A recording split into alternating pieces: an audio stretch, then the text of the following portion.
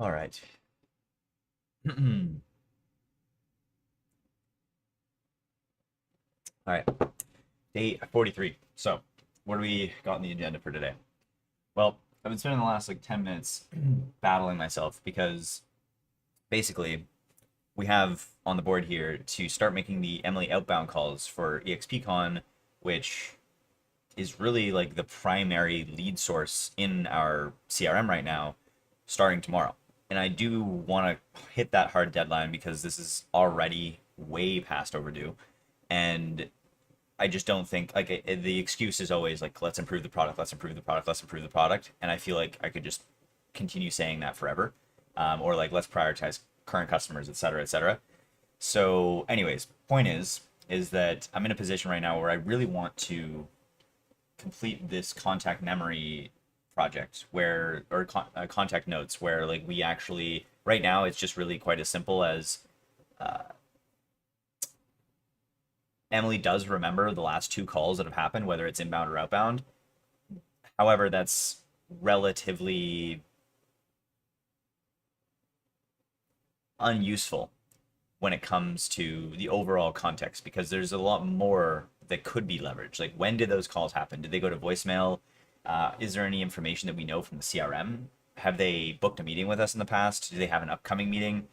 Et cetera, et cetera. So, anyways, I really want to get that done. However, the complexity of that is it's actually quite involved because there are multiple different ways you can go about it. There is definitely design considerations and asking AI to kind of like flush things out with me. I'm not really agreeing with the AI slop that comes out of it. So I'm going to need to get my hands dirty with the design. A lot of the most important designs in our system have been manual just because that's kind of the way of the beast. Sometimes you need to set a solid foundation for AI to then build on top of. Because really, actually, this is a good principle just in general to be aware of. AI will continue the already established patterns in your code base. So you need to establish things like API design, database design, overall like folder structure and code organization properly at the outset with a human, or iterate plenty of times with AI in order for them to continue that pattern going forward. Anyway, so sorry. In saying that, this is a design that I think is easily going to evolve going forward. Will include more context, the way that we generate the context, what context we provide, and what calls. These sorts of things might evolve, or But my point is, it's a very important piece, I think, of the system, and I want to get it right off the bat. And realistically, I only have like hey Nat, how you doing today? Um, so I only have like a 5 hour workday today at most because I'm actually hoping to go to my friend's barbecue today to celebrate, or my best friend to celebrate him becoming a firefighter, which is absolutely huge. And so yeah, I want to at least pop by there. And yeah, it's already 11 a.m. And I just don't think that it's feasible for me to do this end to end. I mean, I will be maybe working after the barbecue slightly, but for for this to happen end to end and be deployed by tomorrow, I think is an unrealistic target. And there are other things that I need or should be getting done that have not been prioritized. As like for example, yesterday I was supposed to be getting that automatic video processing YouTube upload pipeline improvements, and I did make a little bit of headway, but it was mostly just AI doing its own thing, and I looked at the results and they're all right, but not perfect. I also need to review the pitch decks. That was originally going to be done Friday, I believe, or no, it was gonna. I think it was Saturday, but I pushed that off to today. So I'll either get that done today or tomorrow. I need to deploy, which I did not do yesterday because I didn't want to, I guess, be away from my computer in the case that any issues did arise. So I certainly want to deploy all of those changes, and then fill out Bordy AI profile. This is like it's already like half done. I mean, I just need to text Bordy AI some more information. It's not like the hugest priority in the world, but it's still something that needs to get done regardless. So I think what my plan is for today is exactly this. I'm going to start off with a chess game as per usual. Then I'm going to, is this manual ordering? Does it allow you to do I know that I have Yeah, the ordering is by due date, but I'm wondering, can I manually shift things around within a specific due date? No, I can't. They just kind of force it on you. Okay, so anyways, I'm gonna start off with a chess game as per usual. Gonna pop into getting that deployment already starting to roll out, and then after that, I'm gonna yeah probably spend some time on the video processing pipeline and just like some OBS recording adjacent things, and hopefully get to a place where I might even start automatically uploading, like without my involvement at all. And I understand the quality might suffer accordingly. Clips from these streams to either shorts or maybe short form videos of some sort, just to increase level exposure overall and see how things go. I'm not entirely sure my confidence in AI's ability there, but it I think a lot of it will come down to the tooling that I build and the prompting that I have. I realize that there are other systems that do this already, and the constant battle between, okay, do you buy or build? In this case, I'm going to be building because I mean, to be chopping up, sometimes up to 12-hour streams is quite a heavy task, and I imagine I'll be like, selling parts of my body to even make that happen in any system that I would need to buy or subscribe to. I feel like that if I just had to guess, the cost would be astronomical there. And then some of them, I think I took a look, and some of them are like clip based, so how many clips they actually give you, and even then, paying per clip, it's like no, the whole point of the system in general is just to have like low overhead, possibly low quality clips, just kind of pumping things out. And so, anyways, yeah, I'm gonna be building this for sure, and I already have, of course, like, the pipeline like established for it. It's just a matter of me, tweaking it, revising it, manually looking through all of some of the slop that AI produced in the last 48 hours, and kind of going from there. So yeah, I think the biggest challenge that I'm thinking, or I just don't know how to overcome in my mind right now, is how to produce YouTube Shorts. There are a couple of ways I've thought about doing it. Like one, for example, is using this OBS plugin called like Source Recorder, where it actually records individual sources that you have. So right now on my stream view, you can see one monitor, two monitors, three monitors, four monitors, and then obviously my camera. So it could record all of those individual short sources, and then I could give that to AI, and then have like sort of a short template where they create the shorts based on that. But even that, I'm not confident that it'll actually be perfect because of the fact that oh wow, CS or C++, interesting, nice. Well, I'm proud of you, man. Good on you, Nat. Um, I would highly recommend Sea Lion if there's like a free trial, or if you're a student, or if you can somehow get that for free. I would recommend Sea Lion as your primary editor, but hey, that's bias, of course. I'm a huge JetBrains lover, and I've converted plenty of people to JetBrains, and I'd love to convert you as well. But anyways, hats off. Hopefully, you're using AI to at least help you. I'm curious though, what are you building with C++? It's a very low level programming language. Uh, yeah, so I'm curious. Anyways, let me know. So, sorry, as I was saying, oh yes, so anyways, that's one approach. But the thing is, because I have so many monitors, and the fact that I switch between them, I feel like I'm thinking about the prompting for that, and it actually might be quite challenging for AI to actually understand how to piece them together depending on. So another approach is I've actually considered launching two OBS, like concurrent OBS applications at once with two different sources, and then recording in sort of like the same fashion that I'm doing right now, but in like a short format. That is an approach. And then the third is that actually just having like cut rules to take the existing video that I have that's produced from this stream, and maybe adjusting it to make it a little bit more short friendly. Even that though, it's also not. It's challenging. It's challenging. Yeah, I don't know. There's a few different ways I'm gonna go about doing that. I don't really know. C++, you're learning on C++? Wait, Nat, sorry. Are you your first programming language? Like, do you know how to program in general?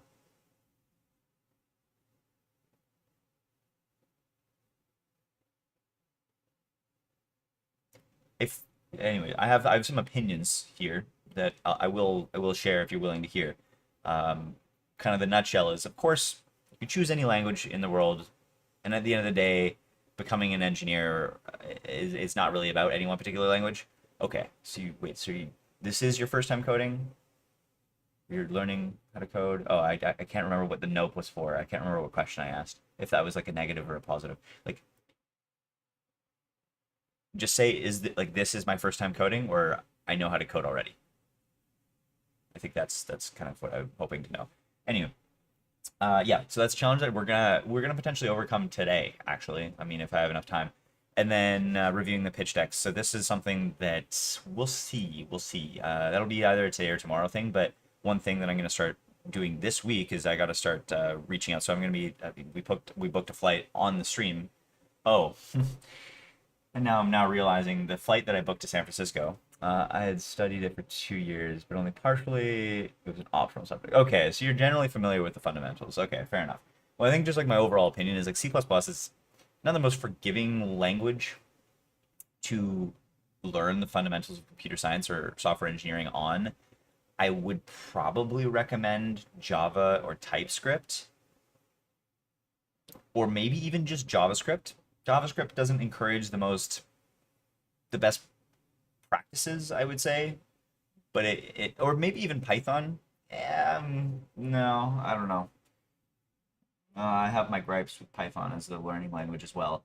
But I think any of those actually, I would almost argue would probably be a better one to maybe get your feet wet, and then you could consider graduating to C++, unless you're actually actively interested in very low level engineering, in which case ignore me completely and please just continue with C++. It's just like C++ is yeah, it's typically a very low level programming language associated with robotics or just anything that you're closer to the hardware. Is that even accurate? Yeah, I think so. I think so because you also have to. I mean, it does force you to become aware and manage memory and pointers and such. So that's very important in software engineering. So I guess it does teach you skills that you otherwise wouldn't need to learn in a higher level language. But um, anyways, that's just my 2 cents. Of course, like I'm not a professional teacher, but like I have tutored and taught quite extensively throughout university, if that means anything. But yeah, you do you. I think it doesn't really matter too much the language, but it's just that yeah, at the end of the day, it's just C++ might be a little bit complex. That's all. Okay, so and if this is your first day, then yeah, you would have the opportunity to pivot even just now. Uh, yeah, okay, sorry. As I was saying, I gotta start. So my stream, I think just yesterday, it got removed. It was due, so they did get back to me actually about why they removed it, and it wasn't actually the harassment policy in which I talked about yesterday. It ended up being sharing personal information. So they didn't tell me exactly what it was, but I would assume that it's when I shared my screen booking the flights. I'm fairly certain that my address might have been visible. I don't know because I wasn't actually recording. I was just streaming. So I think my address might have been visible. I don't know. I think that I exposed some sort of personal information, which I should have, and therefore, I yeah, I just gotta get. I guess I just gotta do better with not exposing any identifiable information at all about anyone. Which is, I mean, it's good. I already strive for that, but I think I just need to do a better job of it going forward. So, anyways, it was a good slap in the face.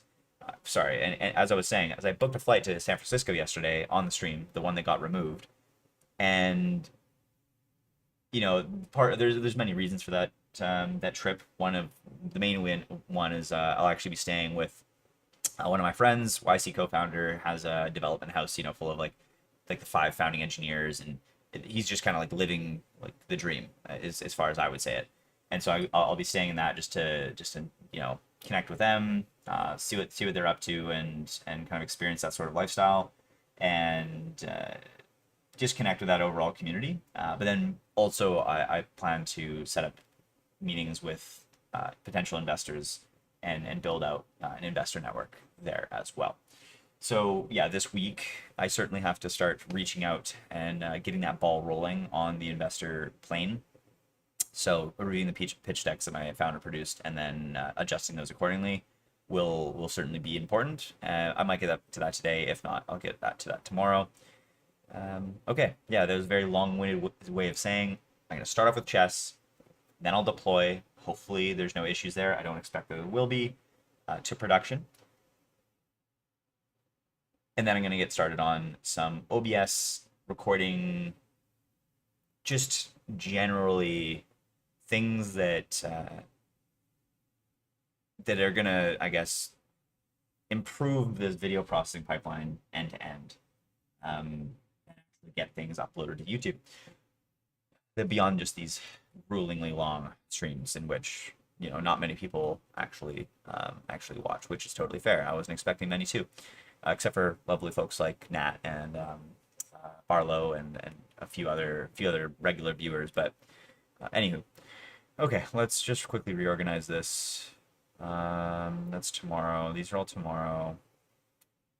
Okay, this is going to be assigned to now Josh.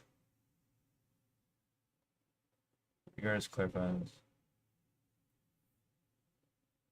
Oh, actually, you know what I want here? I want to do new. And could you actually read through the transcript of my developer stand-up with Josh yesterday?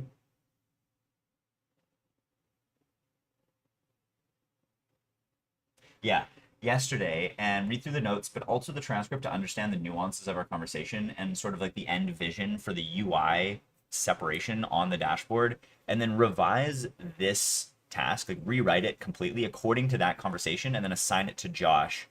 Make it due by the end of this week, so let's just say Saturday. Put it on this cycle, put it as high critical priority, and assign it to Josh.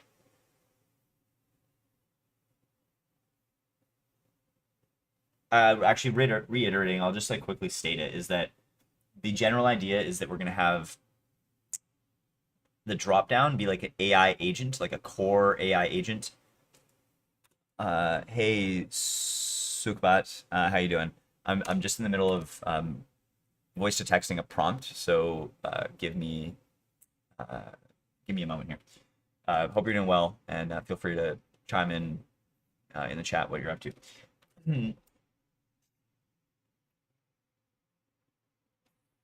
And then that's gonna, allow them to define like the personality, the voice, knowledge base, integrations, capabilities, sort of like anything that's core to the actual agent itself, and like the business name and all of that stuff.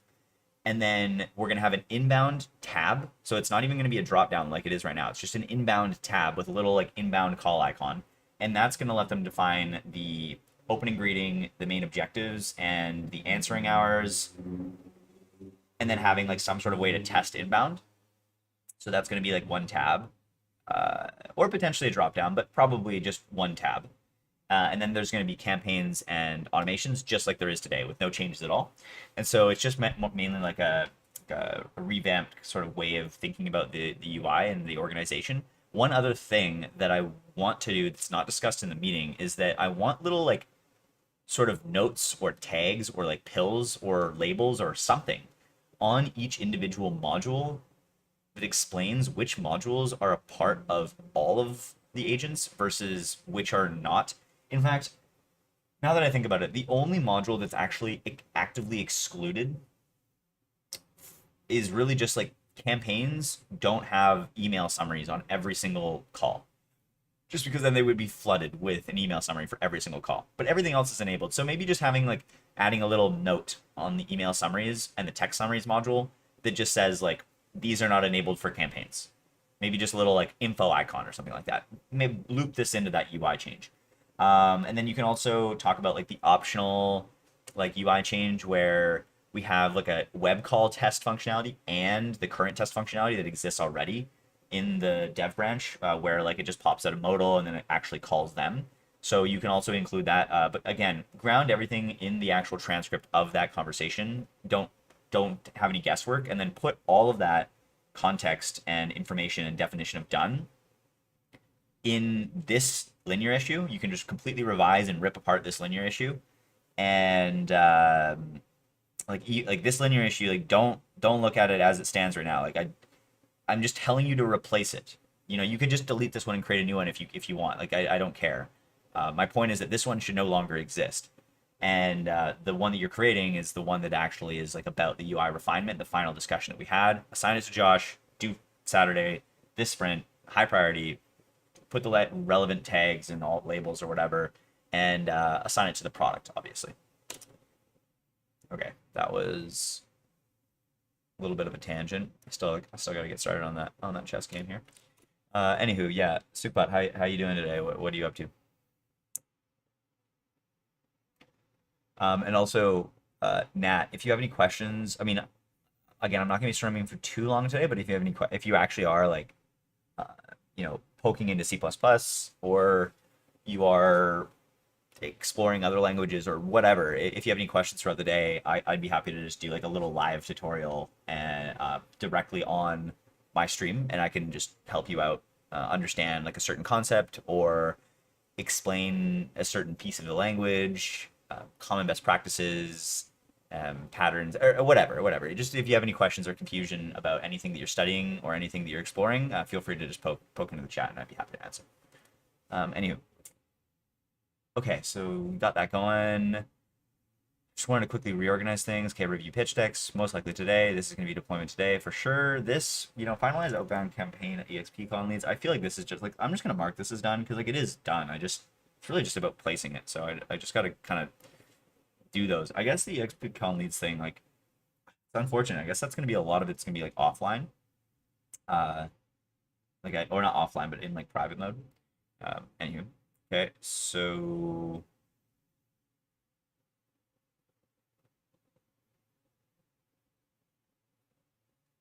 yeah, no problem. That add industry prompt template. So this one, that one's coming caller context. So this is actually going to be a critical priority. This is actually what I'm going to focus on next. So I'm actually going to put a due date into this. Whoa, copy as prompt. It's an interesting one. I kind of like that. Where is the due date little button here? It's kind of unfortunate. Like for some reason they don't actually think that due dates are as like I guess important, but I actually like due dates. I use them quite a lot. Okay, so this is all May 31st. Oh, and then I also okay, this one's May 29th. I might punt this back to, let's say, what's next? I guess June 1st. Okay, reorganize UI, that's going to be replaced, improve, engage. Okay, this one, oh my gosh, I got to do 2x posts per week on Kyle's personal LinkedIn. I'm going to drop this down to 1 right now. Like, I just know that I don't want to do 2. That's just too much. It's too much for me. Okay. And then caller context handling. Why is this grayed out now? I'm a little bit confused. What the heck? No cycle. Oh, that's weird. Oh, I see what's going on here. Okay, this should be in this cycle today. Okay. There's one other.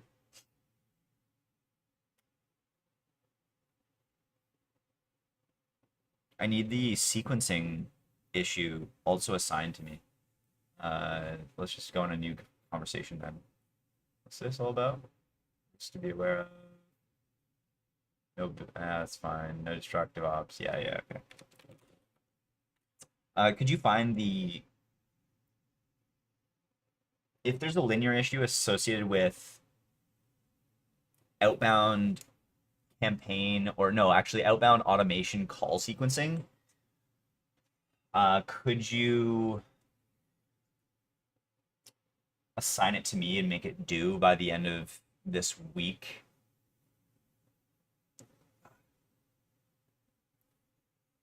If not, just pause and let me know.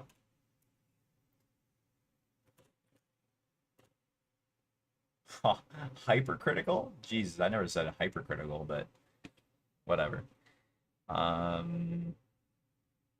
Okay, I actually just want to validate that this was actually correct. So let's take a look at it. Oh my gosh.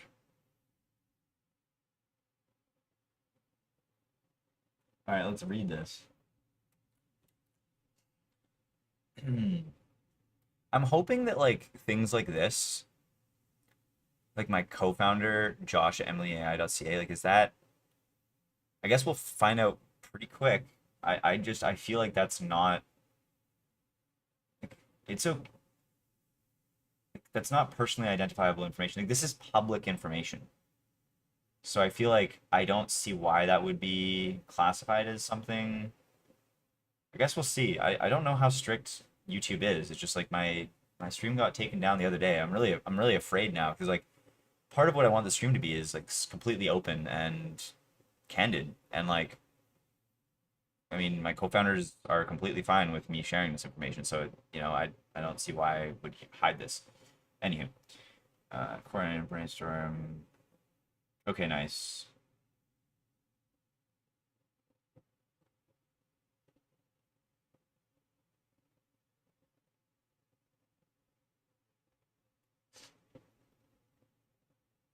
Uh,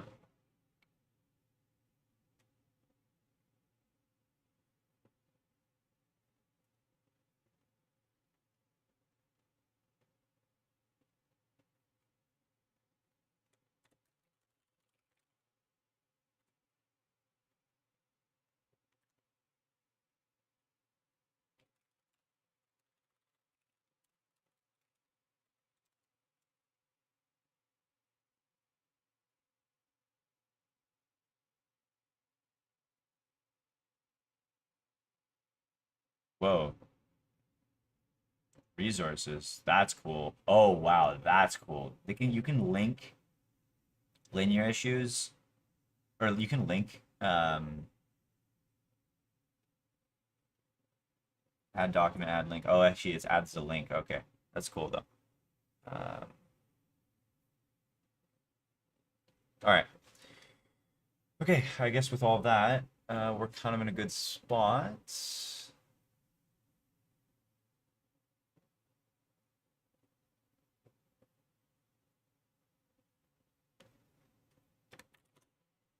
So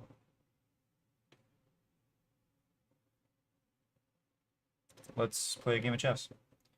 What did I do yesterday? I feel like, did I lose yesterday or did I win yesterday? I can't remember. Not that that really impacts what we're going to be doing today, but oh, I won. How? Oh, I won the. Oh, I played two. Oh, yes, I remember now. Okay, well, today I will not. I will certainly not be playing two. Just gonna scope it to one and get to work. All right. Chess mode. Let's enter.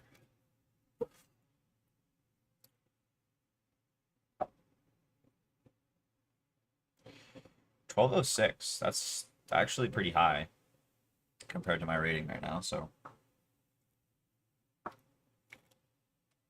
okay, so already, I mean, he's either gonna play this or maybe this. I actually don't know, or maybe this. Those are kind of like the three moves that I would expect. I'm more hoping that he brings his knight out or moves his pawn g6. It's more of a predictable game, but we'll see. He's already thinking. Evidently, this he doesn't know how to play against the London question mark. I don't know.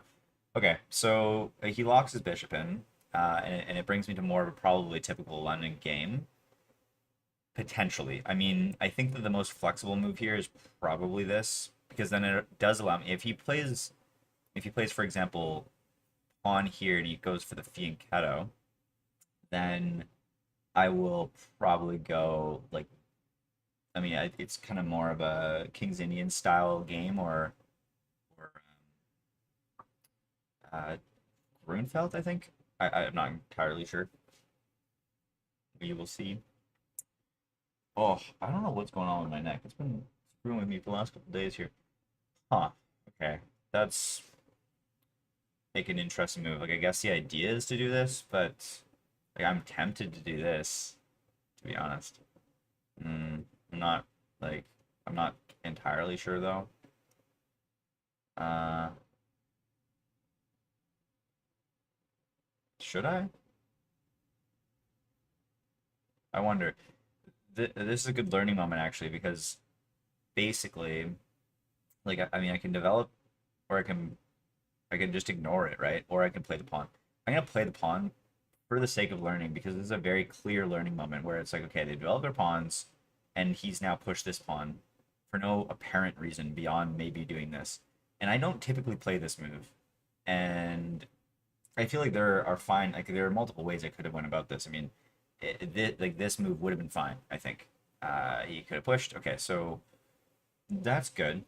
I like where he's thinking here because now this pawn I see. The reason I don't like pushing this pawn is 'cause I actually love to take here, but now that's not obviously an option. So I have. I mean, I could go here. I could go back, bring this up. Not a huge fan of that. I could do this take, and that I'm not going to be castling long or castling short at that point. I could just completely allow him to take, which gives me a strong center for my knight to hop into. Uh, I might do that, to be honest.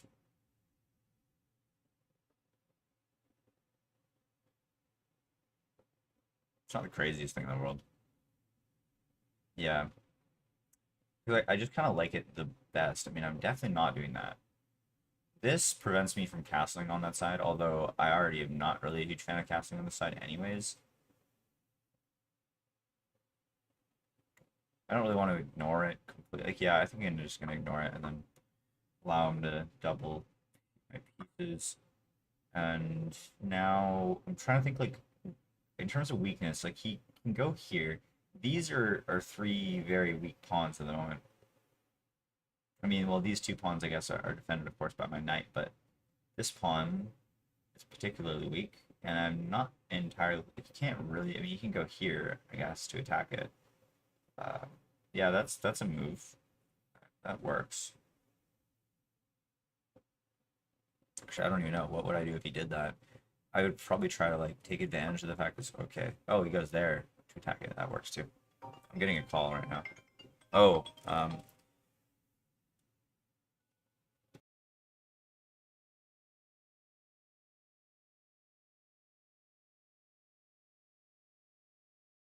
okay, this is very bad timing. Like, oh, this is unfortunate. Like a bot game or a serious game? Oh, wait.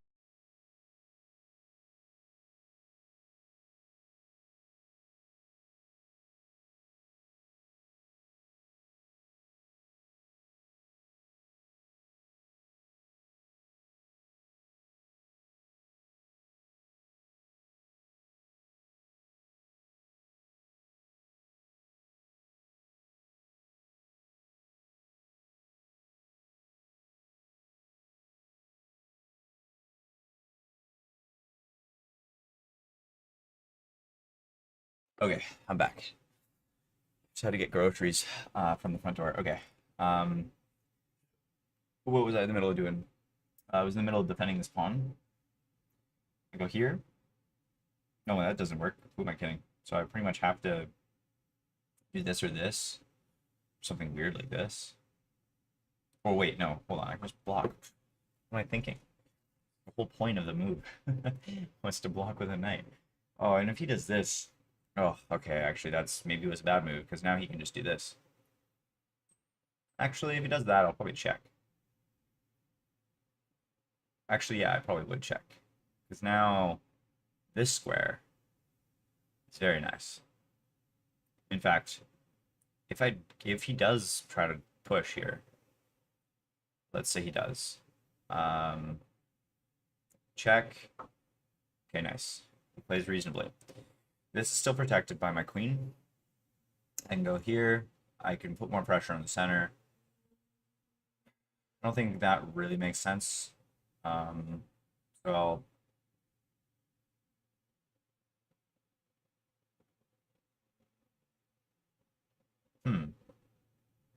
maybe I just do this. I don't really need to right now though.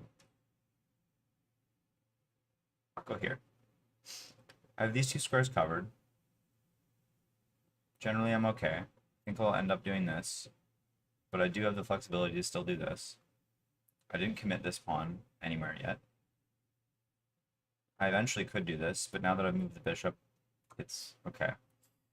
I see. So I just completely blundered this pawn then, is that it? Yeah. Um, hmm.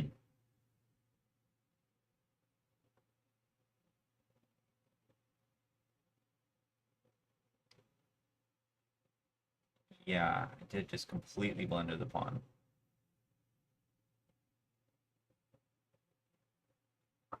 Okay. Hmm.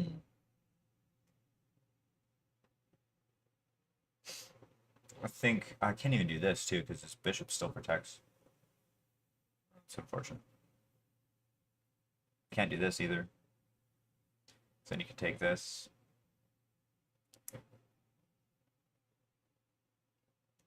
I wouldn't say it's like a lost game or anything, but I don't know if I'm in necessarily the best spot at the moment. Especially because he hasn't committed his king. I have no threats on that side of the board right now. Okay, so now this is also threatened, which is tragic because I can't defend in this way. If I move really at all. Oh, okay, this is a lot worse than I actually thought. If I go here, I guess I can actually attack by doing this. But no, he also, oh no, okay, this is defended. This is definitely not defended. So if I do this, it is kind of the trade, and it does get my rook to a really nice spot on this rank. He could, in theory, so if he, let's say he took here, he could, oh, he can go back here though, and defend that way, which then I've just lost another pawn.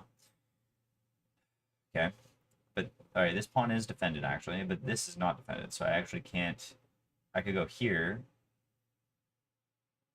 which does defend this pawn, and it makes it slightly awkward for the king to go anywhere, or sorry, the queen to go anywhere. But then he does have check, and I can't really defend it very well.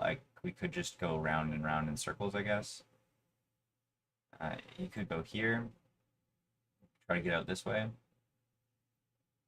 I don't have any like crazy attacks at all. If I go here, he takes. I have check, but that doesn't. If he goes here, okay, he's defending, so that's actually a good move. I could castle, ignore this threat entirely, but this also leaves this with one defender, and then this is also being attacked right after that. I could leave this pawn. I think. Oh no, but then once I go here, he actually also threatens this pawn, which he might actually take. If he did take, he got greedy, then I would go here. And once I did this, he could take here. And then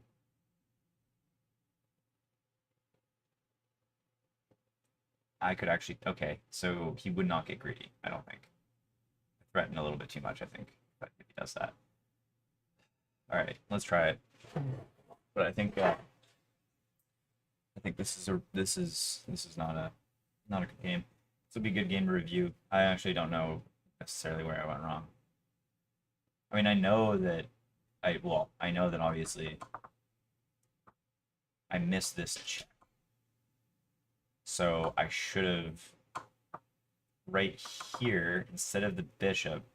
I think I should have committed my knight here, or I should have pushed this. Then this wouldn't be happening. So there is that.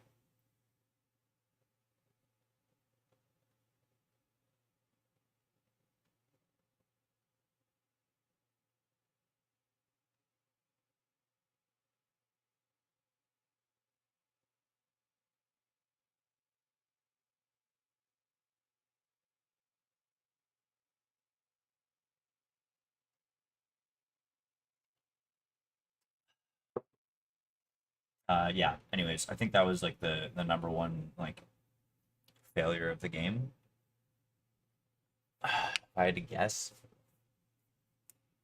I mean, in this pawn move also, as we saw, it forced the doubling of pawns here, which is just not a position I'm familiar with. I don't know if it's necessarily bad. Interesting. So he leaves the pawn. Ah, okay. That's not what I was expecting.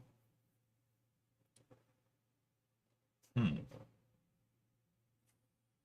Well, now, okay, that's interesting. Now I think I should play castle. I'm definitely not castling this side, right? I have to castle somewhere. If he takes here, I'll probably just take with the pawn. This pawn is still undefended. But and now because he's done this, this threat is actually a lot less bad.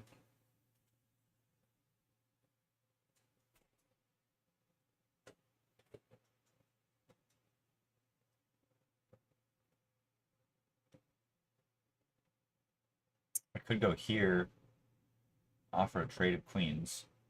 No, I can't. I could go here, but that doesn't protect the pawn.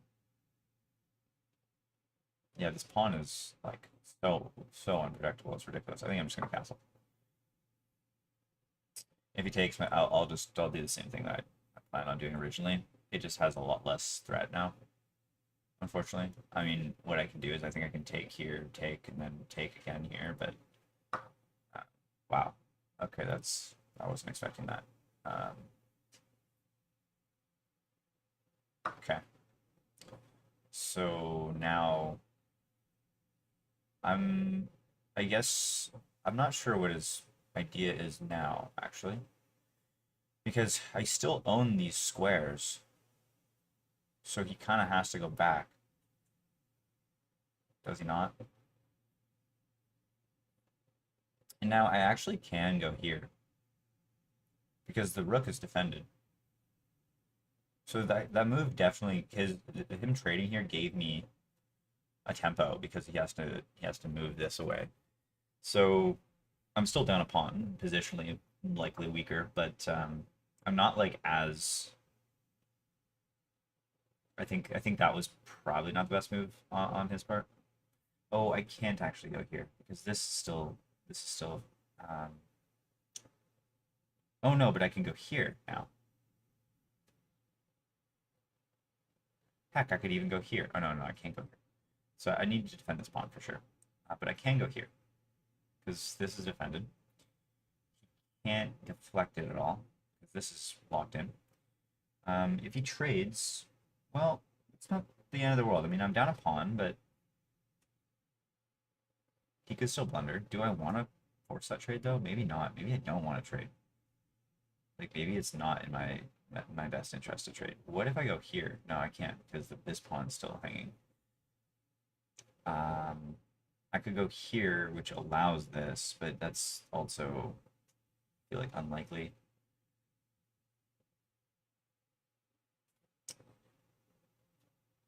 I mean, if I don't do this, don't I just lose the pawn anyways? Like, there's no way for me to defend both of these things. So I think it's like I kind of have to, unless I want to lose another pawn. Actually, no, I guess it's a trade, right? Maybe I shouldn't have done that. Maybe I should have just let him have it because then I go here. But then no, then he goes here, and then I can't actually go anywhere because this bishop defends both.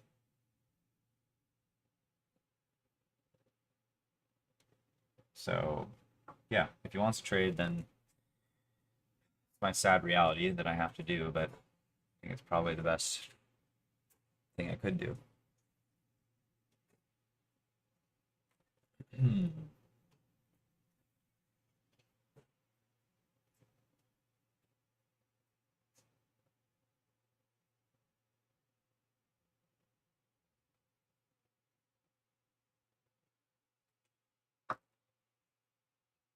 Wait, what? What? What? What? That must have been a mouse slip. And he just continues playing. What? I have his queen. Oh, okay. Um, like I'm gonna ask him like mouse slip. Like, Oh, I'm sorry, man. Like, that sucks. Okay, well that changes things a little bit. Wow. All right. Let's double up here, and I honestly might just sack the bishop, come down here, take this, take, and then take, and okay, he castles. Can't do that anymore. But now I'm why did he just give up the queen? The queen was not trapped. What was that? Why did he do that? Like, why? Why did he give up his queen? And I'm so confused. Sorry for him as well. I think I'm gonna go here. Actually, I don't know. How do I convert this?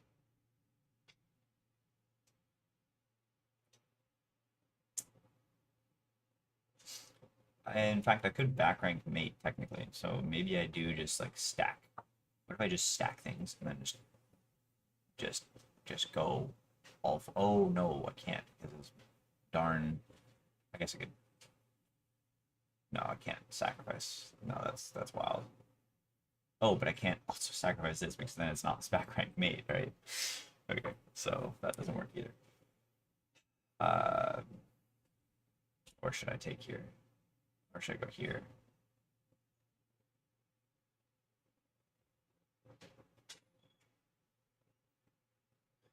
Or plot twist, I go here. If he pushes, yeah, I don't know. I think this game is like, I'm kind of checked out at this point. Like, I'm up so much material. Like, he just gave away his queen for no reason when he was so clearly winning. I'm so confused. That must have been a mouse slip, but he just kept playing. He didn't even bat an eye. Like, he just gave up his queen, and then within like a couple seconds, he just all of a sudden.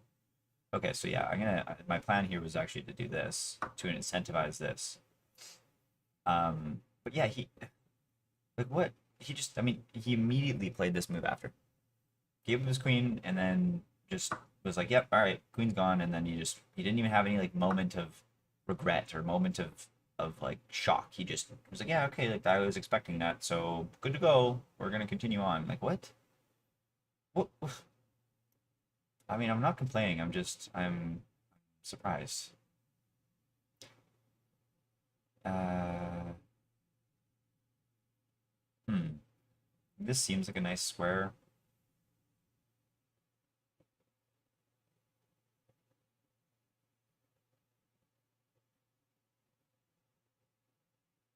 So that is where I shall go. Um, I think I'm gonna probably go here, here, here. I don't know. Hit this pawn. He pushes, then I don't know. I actually don't know. Maybe I go here. This is pinned. I have no threat on this though, so maybe not. Maybe maybe I get a rook here, and then I could go. Maybe I can somehow switch the positions. Maybe like this, and this, and then go here. Okay, so he hits this with the probably idea that he wants to come down like this. So maybe I just push here and he would not go here. He might go here or here, in which case I go here. Overall, not really concerned. He doesn't have any tricky moves. I don't see any at least. Can't go here. Okay, that was expected, right? So I go here, or I could go here, which actually threatens this. So this is probably the better move. Does he have anything crazy to support that? No, right? No, he's got nothing. I don't see anything. Equal trade. which it makes no sense for him because when you're down this much material, you should not trade. In fact, generally speaking, I don't even think you're supposed to. What? What? What? I'm so confused by this person.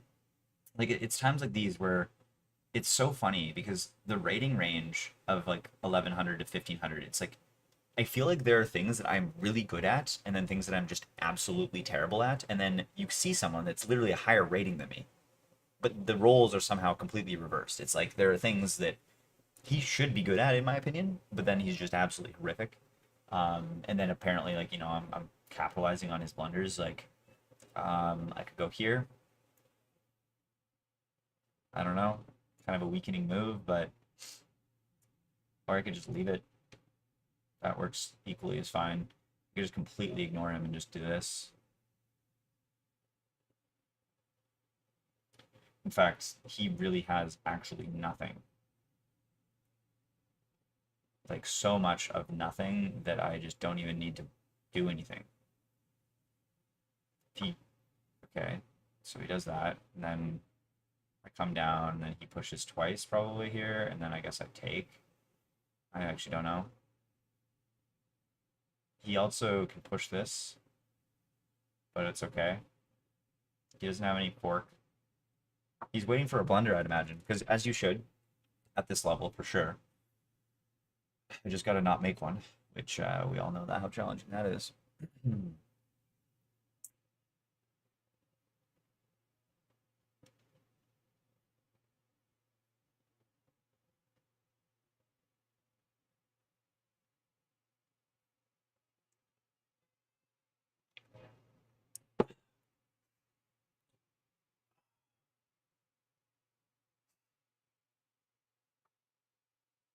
Yeah, that was exactly what I expected him to do. So this is what I'll do in response.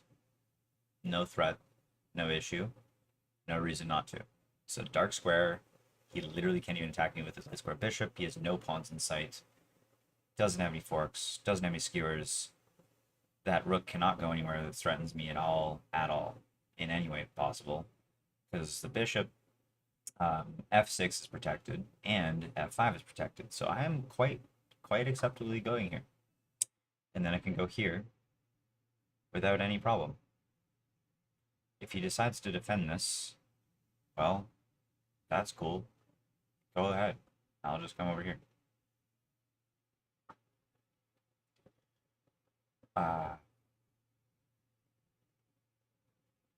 What does he want? He doesn't have a back ranked mate or anything. Does he want to like shove this pawn forward? I will eventually capitalize on that. Does he have any like exposed check or something? What? I'm so confused. What is he doing? What's he doing? Okay, so that was actually the plan.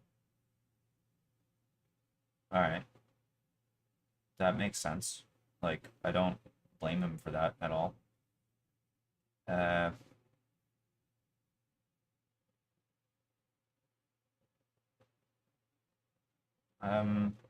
my only issue right now is time. I mean, realistically, if I go here, he does this.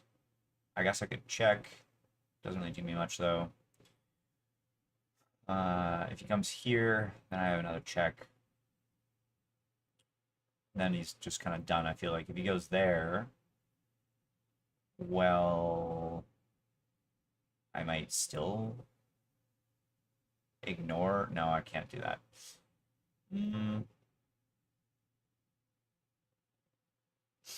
What if I go here right now? It hits this. If he moves forward, I take it with the bishop.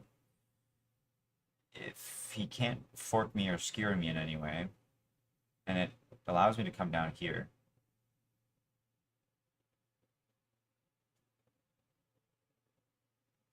Or go here and then here. And then if he does this, then this, and that's done. It's done like dinner. I don't deserve 10 points for this game. The man just blundered his queen as if it was a necessary thing. Like he felt bad for me or something. Like let's look at this. Let's look at this guy's past games real quick. Okay, last 3 days he's moved up 100 points. Hats off. But yeah, he's been winning games lately. Like these last 5 games he's won. What what's going on? Um, he wants to trade, which, as I've already described, isn't good for him, generally speaking. No reason why he should trade here, but if that's what he wants to do, then that is what I will give him. Is maybe the idea is like pushing this pawn and ignoring this. Yes, that is the idea. Um, fair. I'm actually not concerned because I can just get down here, right, and then I can just attack this. Maybe I could ignore it. Check. Nah, not really. Oh, no, yeah, not really.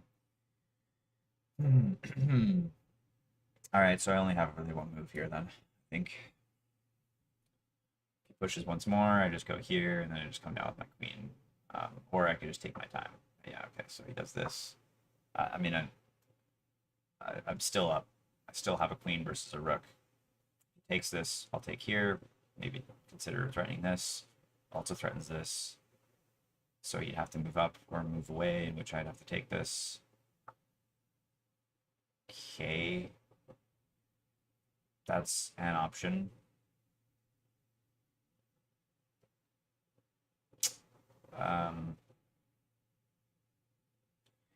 I mean, to be honest, actually, I don't like this a lot at all because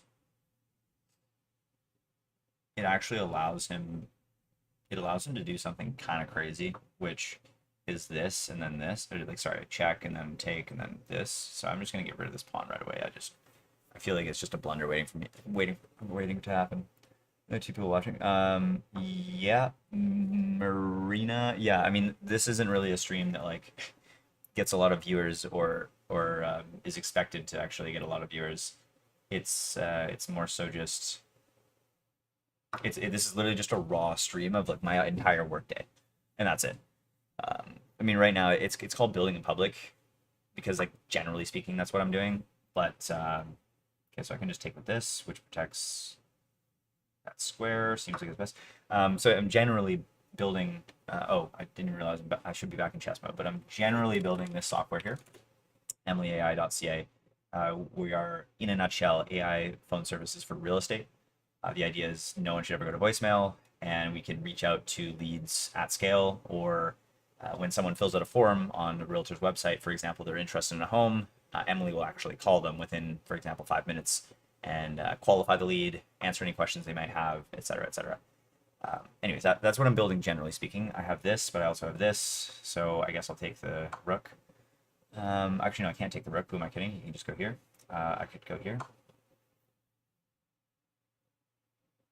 Doesn't really help me though. Anywho, yeah, Marina, that's what the stream is all about. It's not really meant for, crazy amount of viewership or anything like that. I guess I could go here. I could even just take this, funny enough. I won't do that. That's, first of all, humiliating. Second, I just feel like it increases my chances of blundering. I feel like I might have something if he keeps on bringing his king deeper here. But yeah, anyways, there are only 2 people watching. Funny, like, I don't know. I think it's fine. Anyways, yeah. What's up, Nat?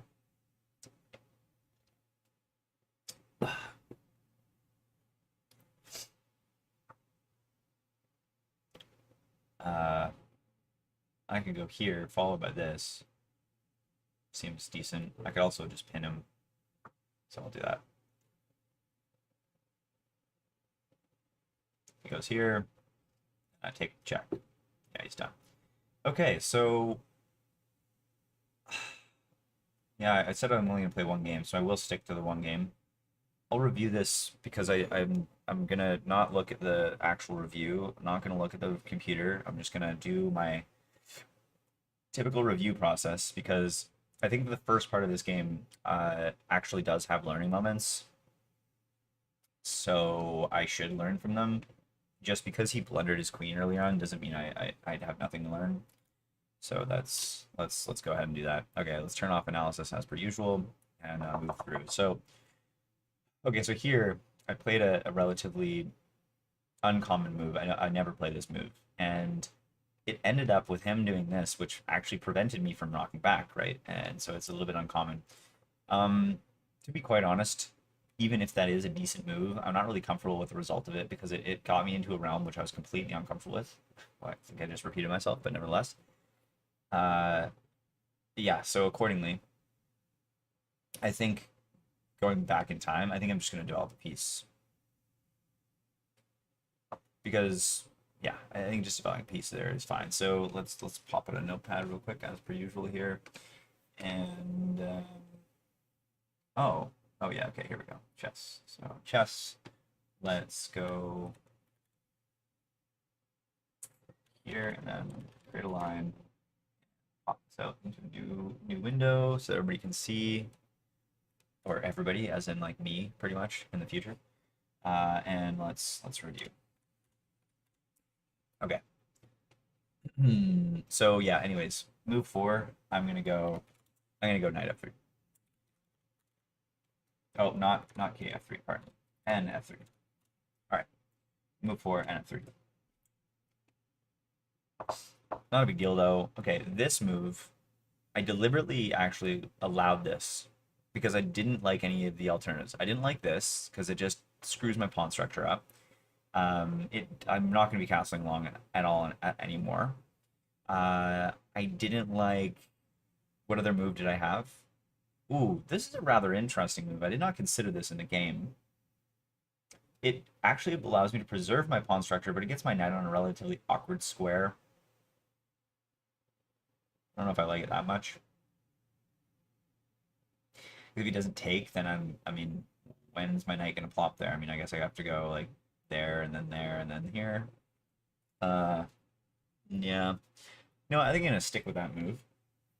So, okay. Let's move on. All right. Here. I moved the knight because this pawn was threatened. Ah, maybe my last move actually wasn't correct. Because now this is actually a fork in disguise. Because what he's done is he's hitting this pawn. Ooh, no, this is the best move in this position. Because I need to defend this pawn, but I also need to defend against this check, which hits this because the bishop's not here anymore, and the bishop's in fact gone. It can't even come back at all. So I think this is actually the best move, not this, because it allows this. Now, he actually didn't even see that. He brought this knight out, but he has the move even now. Right? And I can't do two things at once. Oh, yeah, I can't. So let's go back. This move, I should have played Queen D2. So on move, what, 7? 7. Oh, wait, 7. Why is it saying 5? Okay, 7, Q D2. All right, Q D2 is, I think, the right move here. Let's go back.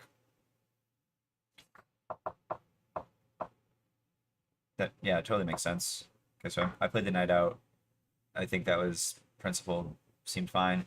Although it did prevent me from defending this bishop, which caused me a little bit of harm later on.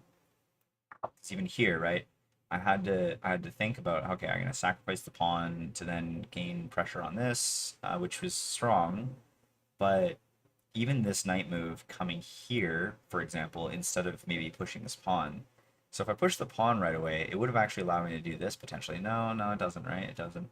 I needed the knight out because then I needed to defend this. Well, does it need to happen right away? Maybe not necessarily. I could have maybe done this, and then this. Pardon, whoops. And then this is still undefended. Still can't go here. I think I'm kind of left in this a very similar scenario to the previous. This is still, or actually no, maybe even worse because this is now undefended. I actually don't have any way to protect it beyond maybe moving the king, which is kind of an absurd decision. So, all right, let's I think I will double down on the fact that maybe that was the best choice, bringing the knight out. I could have actually maybe the queen out would have been better, because then he does this. No, no, that doesn't work. Wait, does it? Oh my gosh. I think I might be able to trap the queen. Bringing the queen out, if he takes, what if I just ignore the threat? Right here. What can you do? He can't go here. He can go here. But even then, I can go here. No, he can take. Pardon. Okay, no, I'm missing all of this stuff. So, okay, no, that wasn't right. So, okay, this definitely needs to be threatening, although this needs to be defended, and these two squares. So what if I went here? Okay, so now his only realistic square is here. This is still defended. This is still defended. Ooh, now he can escape here though. So I'm very close to trapping, but I still don't have the trap. Don't have the trap because now he can escape here. And ooh, can I win it back though? What if now? What if now I did this? Only thing is now he can threaten this right away. But the thing is if he does this, I actually have check. So king has to move. King hits this. And then what? No, I don't think it works. It's very, very close to working, but just it doesn't. So I guess it doesn't work. I could do this, protecting this, and not. No, it doesn't work. So close though. So close. So yeah, I guess in saying all of that little sideline here, I think that we've discovered way back here, I should have played this, and then oh my gosh, I should have even played it here too, right? Like it was so on the not only the seventh move, but then also the eighth move. So 7 + 8.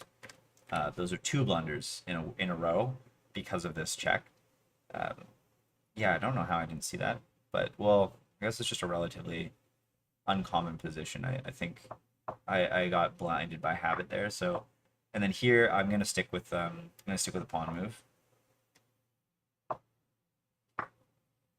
Yeah, okay. I think all of this. I'm agreeing. Yeah, okay, then I can't review the rest of the game after this because this is the move where it's like he could have just taken like what the maybe it was a mouse up. I don't know, but he made this move I took, and then he just made this like, right away, like as if I had the queen trapped or something. Like I don't know what the heck was going on through his head there, but yeah, all right. Well, GG, GG. Well, no, not GG, man. Like I mean, I guess it was fine, but it just wasn't wasn't very ideal for my opponent. Like I feel terrible that he just blundered his queen like that. Like yeah, look at this. Actually, he wasn't. Oh, interesting. Yeah, so black was winning, but only by 0.5. Actually, wasn't that bad for me, which is nice. Um, I'll stick by my decisions. But yeah, then he just blundered the queen. Like what the heck was that? Okay, so I made just only a couple of remarks here. I said move 4. I didn't want to make that pawn move. While I still think it's a good move. Okay, so it's not a bad move, but our boy, what's our boy's name? Levy. Our boy Levy says that they're spicier meatballs, and it's funny because I actually also say that. Okay, so this was a good response. So this is good. Anyway, sorry, no, actually, hold on. This pawn move, I actually would have preferred to just bring the knight out. Yeah, so the knight's actually a better move, and this is the move that I would have typically made. I think I was blinded by this pawn move because I know that if they do this, then I actually should do this, right? Like, actually, we could just test it. Like, let's say that on this move they did this. I think I learned at one point that one of my best responses is this. You see, this is excellent, right? And now, but that's just not the same case on this side. I think primarily, I mean, one of the reasons is I think this move that he did make But I think it's just the asymmetry is just it's just not there. It's not. It doesn't quite work the same on this side because we're hoping for him to castle here. I'm hoping to castle here. It weakens my king quite a lot, of course. Yeah, yeah. Okay.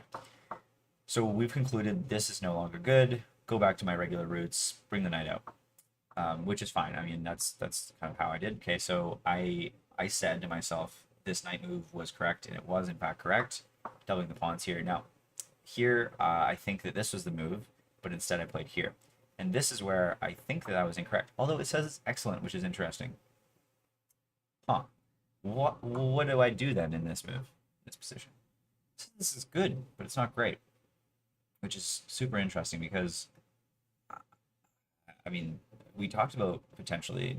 I actually don't know. What's my best response here? Interesting. Okay, so it's bringing the knight out. That's rather interesting.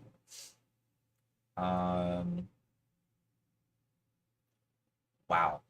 Then defending the knight with my rook, completely giving up my casting rights on both sides of the boards. Both sides of the board, pardon me.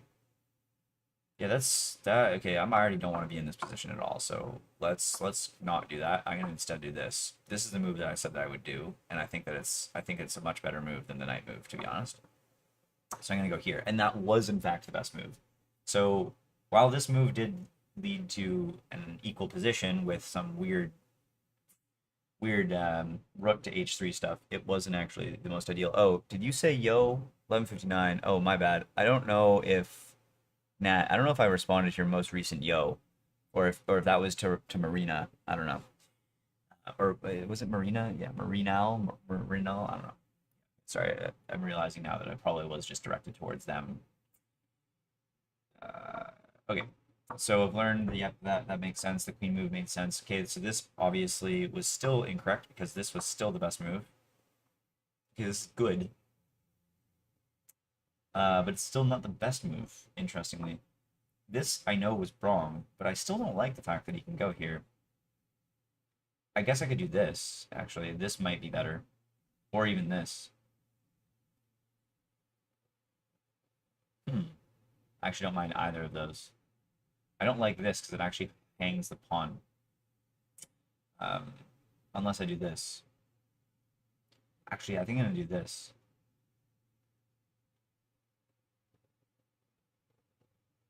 I'm going to go here. Okay, so this is excellent. All right, what's best? Is it this? That's best. That's best. That's best probably because it allows my king to go here, which actually attacks two very, very important squares. So if I ever did do that, he would then need to move his queen to defend one of those squares.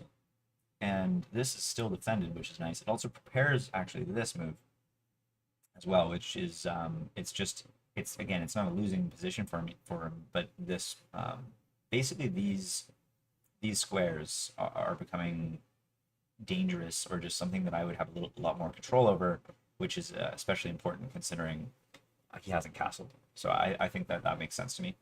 Although I totally recognize that this move is better as well. So going back, I think that I snap judged saying that snap 7 and 8 was the queen.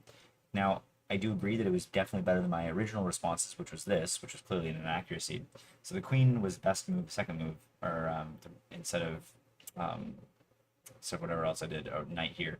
But in fact, the on the second time here, so we play here, and then the optimal decision is, I think, what did they do? What did they do again? I can't remember. Let's say that they do this. And then I think my best move is something along those lines. Yeah. Okay. Totally makes sense. I think that was the only, like, that was the final learnings of the game, right? Oh, this was a mistake. This was in the real game. Huh. Oh, I never actually wrote this down, but I did consider this if I could potentially actually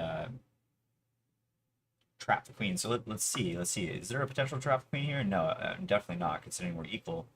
But what's my best follow up? I would imagine here. No, sorry, no, that's not. No, obviously not. So what is it? What is it?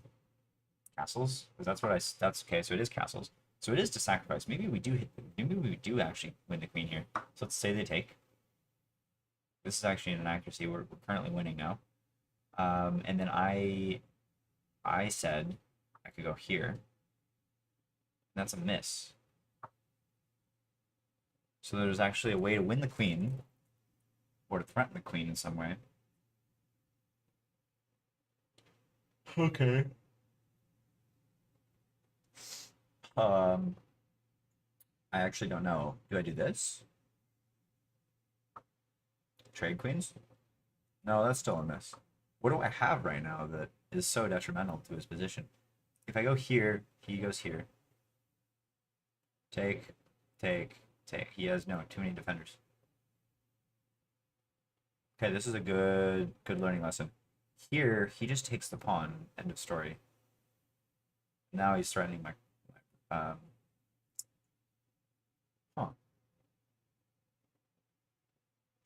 I don't have anything that I can see right now.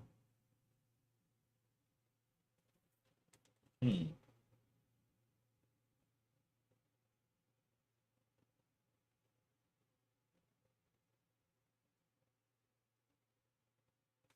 Yeah, let's say let's play this out. If he goes here with the queen, he's now attacking this. I could go here in theory, threatening this. Okay, but even so, why couldn't I have just done this on this side? So this is still a mistake. Wow, I have no clue how to actually capitalize on this. Going here doesn't make much sense to me, because like, why not just go here if the objective is to protect this pawn? What? Is it because I defend this? Oh, I defend this pawn. I see. It's a creative way to defend this pawn without actually bringing out the knight. And now he actually has limited ways of getting out of here. In fact, this is now defended as well twice because the bishop. Okay, so what's his next best move? Let's play his next best move. His next best move is to bring the knight out, leave his queen where it is. Wow. Okay. And I'm still unclear. Completely unclear. Is it this point here where I actually have the queen trapped? With this move here? It is. We trade 2 rooks for a queen.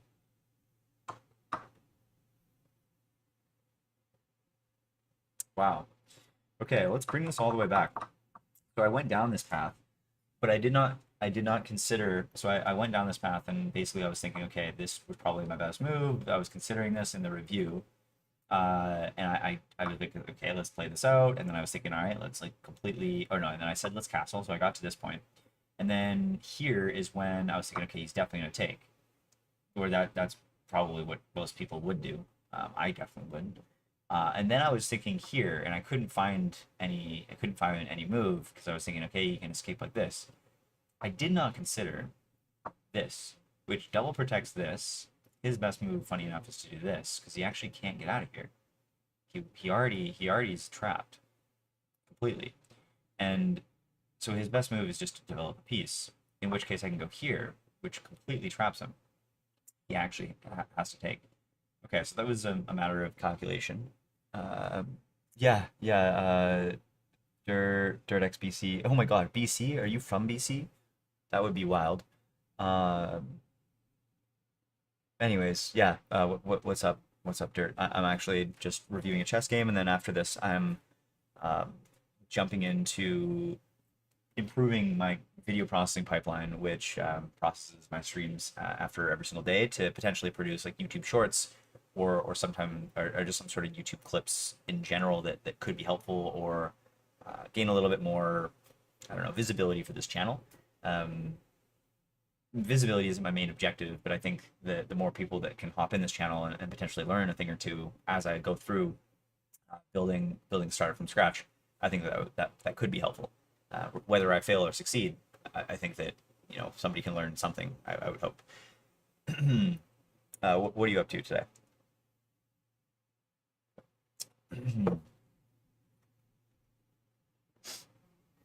Now realizing, like, it's too bad that I can't, like, it's like either the view looks perfect or my face is like extremely dark. It's really tragic that I have to choose one or the other. Like even now, it's like I guess you can kind of see me, but like barely. It's definitely not great lighting. But I can't even really fix that problem. Like even if I put like my phone flash like right on my freaking face, like I don't know. I don't know. Maybe I should try to use one of the key lights that I bought. See if that actually would materially help. Maybe it would. Maybe I should try it out. Maybe that's, I mean, part of the objective today is in fact to improve like my overall video experience. So maybe lighting. It is something that bothers me every single day. Yet it's something I also haven't bothered to fix. Well, I did. I tried to buy a key light, which I haven't set up because I already have like way too many mounts going on, and then I also tried to buy another camera, which didn't like the quality reduction was way too crazy. I actually streamed my raw reaction of that. Yeah, no, it was terrible. Anywho, okay, so this is a good game. I can't believe I won that. Definitely shouldn't have won that. It definitely it was nice to know that even in this position though, we were actually dead equal. I mean, I was slightly lost, but I wasn't dead lost like I thought I was. Because he goes here, and I obviously did not miss. I did not consider the fact that I could have trapped his queen. So overall, good game. I won, and that was nice. I'm now at 1134, getting back up to that 1160 top that we once had. And yeah, okay. Now moving on to the next step of today, which I am gonna today finalize CXP. And oh, I gotta deploy. That's what I actually gotta do more than anything else. So let's go ahead and do that. Run deploy prod. Crazy time. Crazy time. We're deploying prod. Okay, exciting. So migrate production. But before I do that, I do need to actually EMLY port forward. I need to port forward into production. Hmm. Oh, my neck. My neck, my neck, my neck. Oh, I gotta get a haircut too, actually. Maybe I should book that. Actually, yeah, I think I'm gonna book that right now. Um, actually, I'm just gonna get AI to flip through. Oh, actually, hold on. I need to actually do dog add, then authenticate this account. Continue. Select all. Okay, good. And we'll do dog auth add Kyle at emily.ai.ca. And we'll just reauth this just in case. Wow. Okay, that's all completely fine. And we're good to go. Okay, wonderful. Um, yes, deploying. So migrate production and production, hilarious. Okay, cool. And quickly step away to go to the bathroom and grab the. I think I'm gonna grab another key light to see if that's actually gonna improve things. I'm kind of doubtful that it will, but we'll see. I'll be right back. What on earth?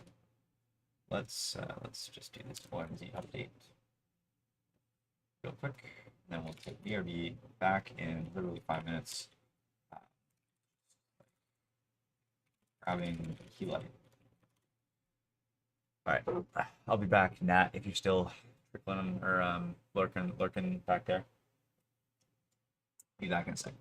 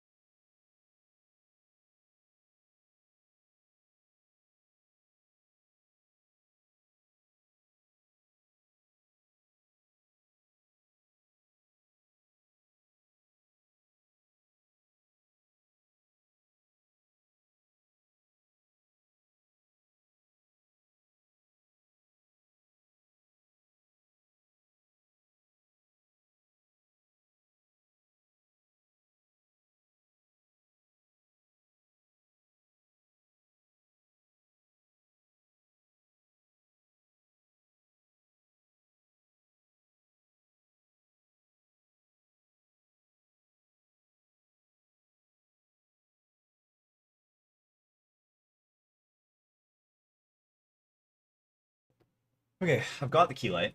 So I already actually have, so this is a big Elgato key light, and I actually already have a ring light, but it's just sort of like a ring light that sort of peaks. I mean, heck, I wish I could show you, but it's sort of 1227. Oh, uh, DirtX, you're still here. Oh, nice. Hopefully you're doing well. Anywho, I have a ring light, but it's sort of just like it's sort of how do I even say this? I got the main monitor, then I have a 27, and then my laptop monitor in the top left and right, and it's sort of just like is lying in between the little gap where like my camera is. So it just kind of it's only like what, an eighth of the actual ring light. And I'm thinking if I could somehow mount my key light, maybe it's not gonna be like perfect, but it could just might be like just that extra little piece. I don't know.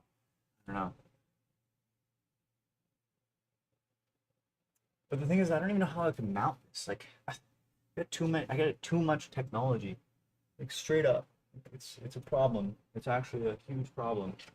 Okay, well, let's first before I even go about like, trying to even mount it, let's see if it actually meaningfully helps anything. Give me a second. Um, next challenge is gonna be figuring out if I can even plug it in. Right. Down here. Mm, Uh,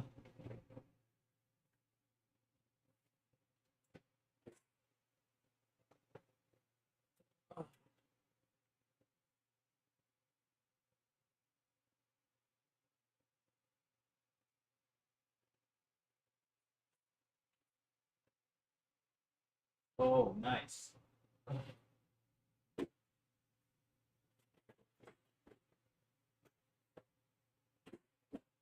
Oh, okay.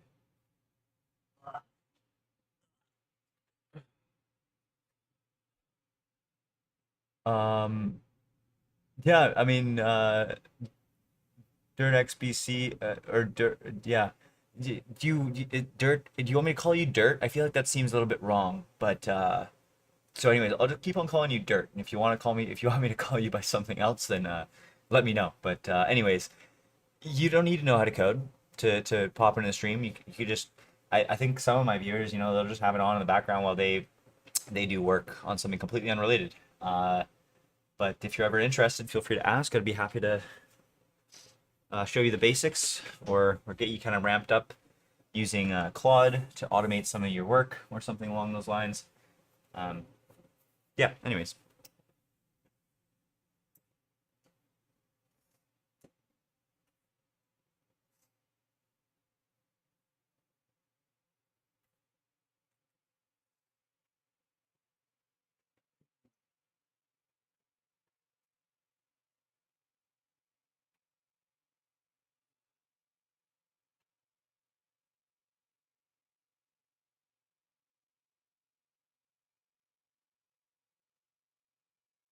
Okay,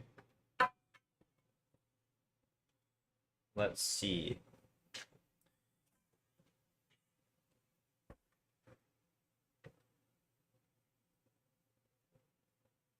No, that's not where I was supposed to plug it in.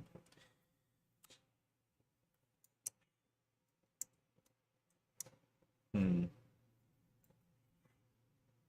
Oh, okay, there we go. So, I mean, it's on, but I guarantee you that this is not maximum brightness. Like, there's no way. You can see it, but it's yeah, definitely not max. So now I'm like almost. Oh no way! You're from BC? Yeah, I'm in Vancouver. That's English Bay in the background. Hmm. Okay. So I think I actually got to go to no, not Elgato. How does Elgato connect typically? Elgato Control Center. I know it's through Control Center. Oh, Control Center here. Preferences. Check for updates. Okay. Well, it's not very helpful because my ring light isn't even connecting, and despite being on, it's a little bit annoying. Let's go. I think it's airport utility is how they connect. Um, so they're not here either. So yay. Let's just how to connect Elgato ring light or not key light. Key light. Mounting it. Yeah. No. I want the get the app. Okay, done that. Turn the key light brand new. It's ready to pair. Open the controls. Yeah. Okay. Well, did that and absolutely did not work, my friend. Did not work. Elgato control center. I wanna click add. I don't believe this Google this press the power button. Not over Titan, that's fine. No, I'm talking about like the okay, yeah, reset. Download. Okay, done this. Hmm. Hmm. Well, the plus icon. Elgato, I hate to break it to you, my friend, but there is no such plus button here. Oh, other Wi-Fi devices. Elgato key light. Okay, it's really weird that my ring light isn't actually like responding or showing up. I think I might need to like turn that off and on. Let's just call this key light. I don't need this model number attached to it. Oh my gosh, I'm in the middle of deploying. How exciting. It's riveting, actually. We, de we did deploy the migration already, right? Yes. Okay.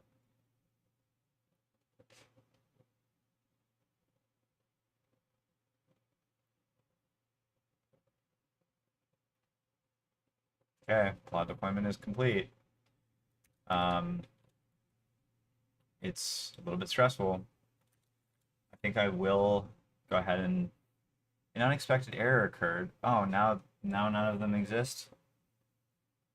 I'm thinking let's quit. Let's quit this entirely. Quit control center and let's actually restart it. Oh wait, now we actually see. Actually, it's fine. Let's just reopen control center. Um. Oh, okay. So now I've reopened control center. My what's nice is that my actually wait before I do this, my ring light is now connected again when it wasn't prior for some reason. So yeah, you can see here. But now I want to like want to okay, let's see if we can do this. This is how it worked with the ring light. Oddly enough, it's not showing up here. I don't know why, but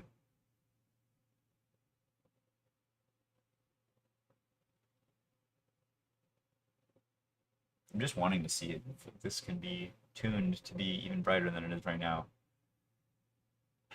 I don't think this is going to help, though. I really don't. Where are you at? Again, if you, actually, I don't know. Maybe I shouldn't. I don't even know if I'm allowed to ask that. Yeah, like YouTube policy is like kind of funky because like on one hand, like I just kind of like I don't know, like I'm just a normal guy, just trying to get to know people, but at the same time, I don't think I'm actually allowed to get to know people, which is sort of unfortunate, a little bit. Okay, so it definitely does improve. I mean, if I had it like here, then obviously like that's better. It's very bright in my face though, and it blocks my entire monitor, so that's not very useful. Can't do that. And down here, it just sort of maybe I could have it like here. Okay, that's actually not too bad. So maybe the idea could be like I have it sort of off to the side. Does this help at all? Not really. Okay, well, first of all, we still gotta freaking get this thing connected, and that's already a problem.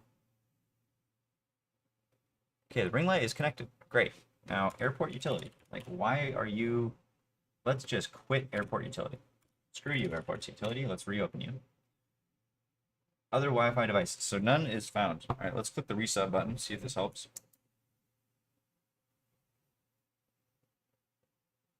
Okay. I'm holding this for, I don't know, 10 seconds, see if it does anything. We'll turn it back on. Okay, we're back on. Let's give it apparently 15 seconds to boot up. All right, boot away. Boot away, my friend. Boot away. Do. Reset. Okay, at least 10 seconds until the. Oh, I did not wait until it flashed 3 times though. This is definitely not the correct instructions for Apple either, because it doesn't even mention airport utility, and I don't know. I could be wrong, but I'm kind of I'm like decently confident that I went through airport utility. Unexpected error occurred. God darn it. Okay, let's try this again. Let's just not even rename it this time. Let's just do the original name.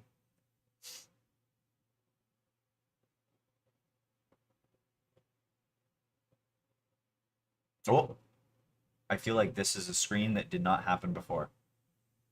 Feeling more confident about this. Although I'm still unsure if this is actually going to materially help my situation because I still don't know how I'm going to mount it and where I'm going to mount it. Even in the exact position that I think is probably going to be the position it ends up in, I still have no idea how I'm going to get it there. Setup complete. Oh, wonderful. Okay. All right. This is good. Now we can go in Elgato Control Center. And yeah, see, there's the brightness. Whoa. Okay. Yeah, that's bright. There's no doubt about that. Let's make it maybe a bit warmer. What's my... Oh, whoa. The warmth actually controls my ring light and my key light. That's cool. All right, but this is definitely bright. Holy shit. Wow. That's intense. Okay, let's go to something a little bit warmer. All right, now that it's as bright as it can be, we need to see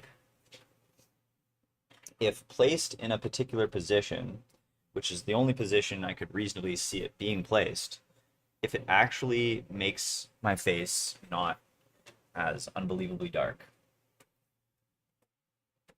I guess I could. Okay, so it does help a little bit. I don't know about this actually. That's better. It's better than when it is when it's off. Let's do a direct comparison here. Let's turn them both to like 0% brightness. Yeah, okay, like obviously that's materially better, right? Yeah, okay, it is quite a lot better. Oh, and I can actually change it if I do it like this. It doesn't change the color. This is like a lot warmer. Whereas this, I feel like, is more like kind of my actual facial tone, if that makes sense. Okay, that definitely materially improves it. What if I dropped it down, though? Would this still materially improve it? Not really. A lot less. Actually, it's a little bit better. Oh, my forearm is dying. Okay, actually, no, that's a lot better, right? Or no, hold on. I want to not connect these two. Oh, ah. This is a workout. You would have no idea.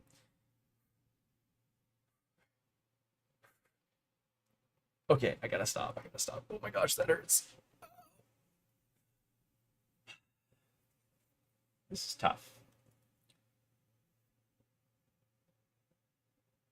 Okay, what if I did just do it like, okay, I can't have it from below me. This looks weird. Yeah, that looks weird for sure. What if I had it from like above? Again, looks a little bit odd, I think. It gives me some weird shadows. Here, from the side, again, maybe better, but maybe not ideal. Straight on is like wonderful. Yeah, this is great, but I mean, I'm blind and it's blocking my monitor, so I can't.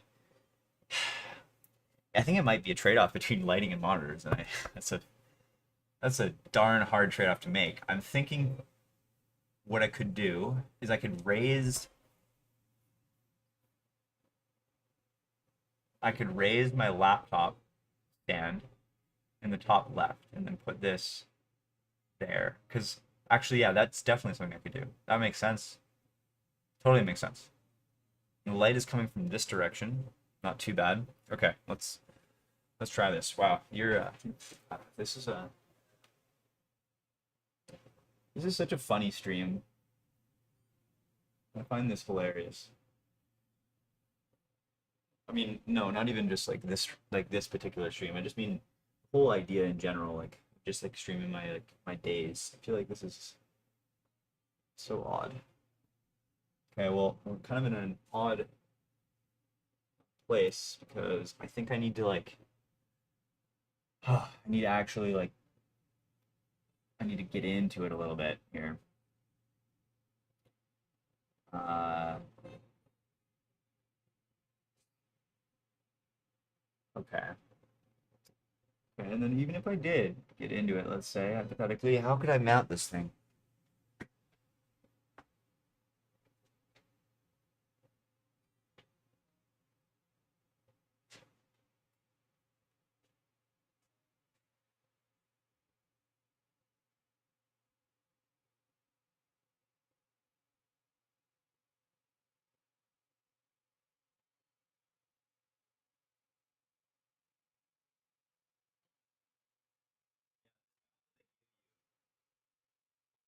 Not that they give you is like assuming like you just put this straight up and everything is dandy, and that's just not realistic at all. Huh. Or actually, maybe it is. No, no, it's not. Hmm. Huh.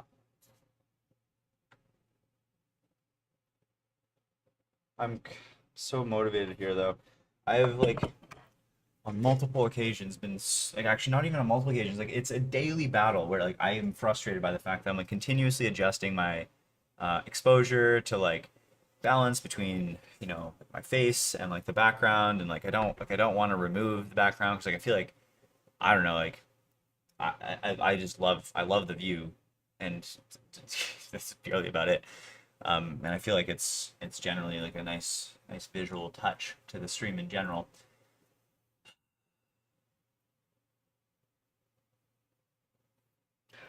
Okay.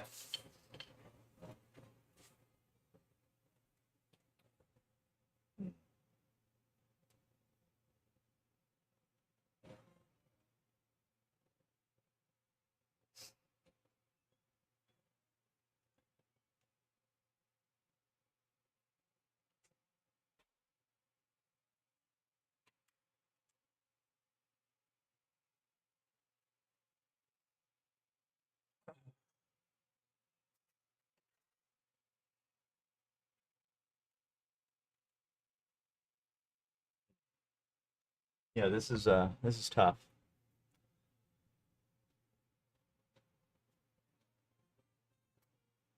It's tough. I feel like maybe I could get this into like sort of a leaning game, which is actually funny enough how I have my ring light set up where I'm just playing off of like angles and like praying that it doesn't. Oh, wait. Oh, I have an idea. Rather interesting idea. What if I rotate these outwards? Oh, might be onto something here. Maybe. Actually, maybe not.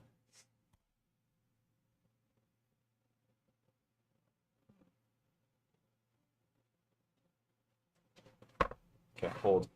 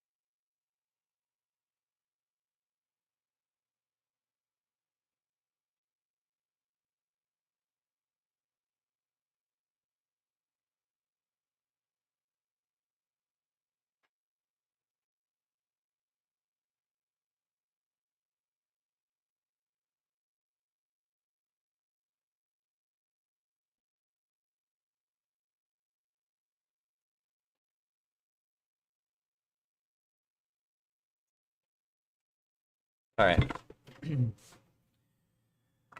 This has turned into a little bit of a project.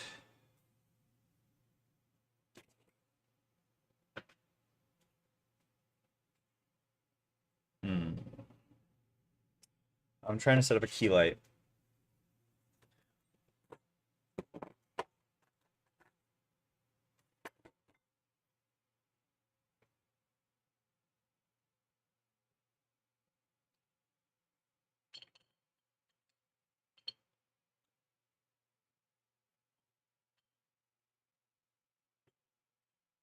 Huh. Okay.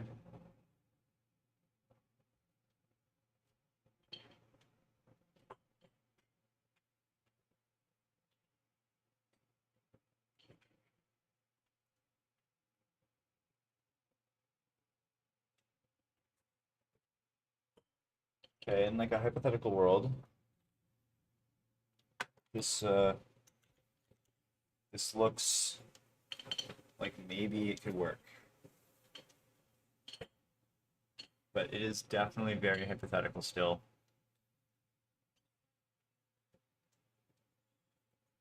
Just gotta believe is what you say? Yeah, belief will only get me so far though. Physics and or not physics. Jesus. Sorry.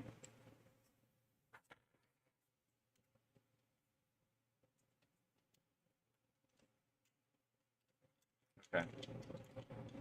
Okay.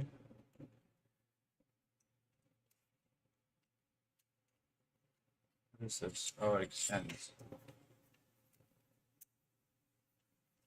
Oh wow, okay, this is like a telescoping? Telescoping?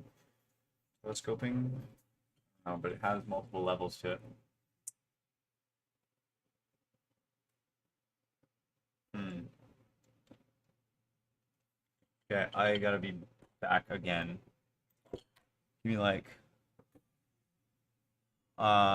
actually, I think, yeah, I don't know. I might be back in like 5 minutes, I think.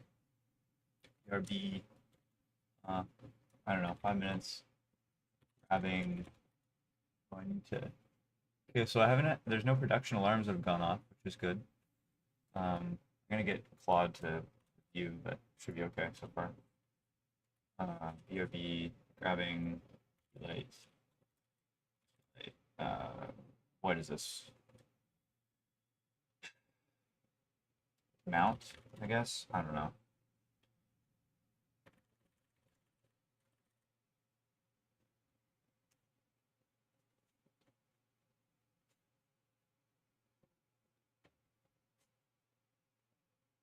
All right, yeah, I'll be back in like a minute here.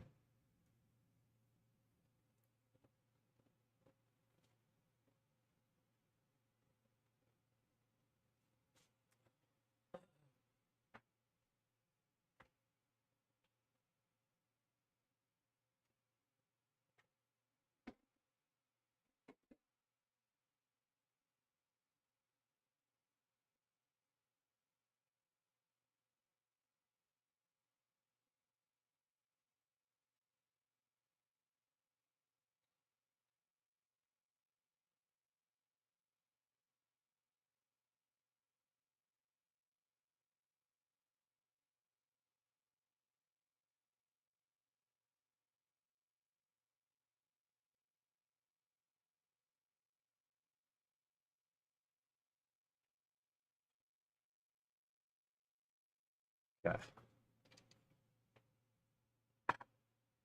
Huh. Oh. Okay, I'm starting to, my confidence is increasing because basically my old ring light mount, I when I moved apartments, I think that one of the pieces just disappeared into some sort of abyss. And now that I bought another ring light, or sorry, light from Elgato, that piece,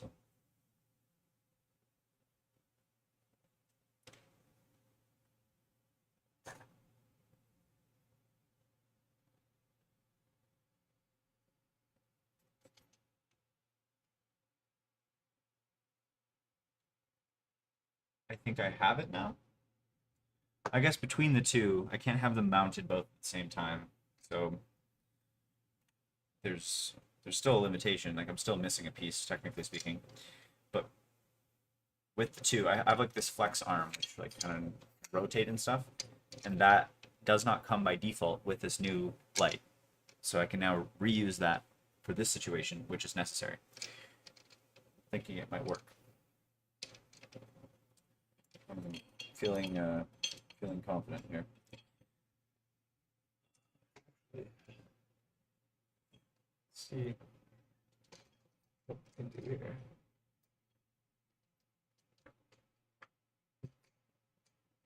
Whoa.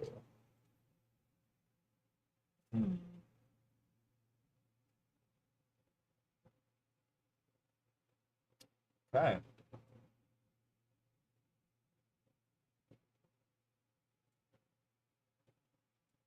This is looking decent. All right. Let's see. Let's actually like try to put this together. Where'd the ring light go? Oh, it's right in front of me. Okay.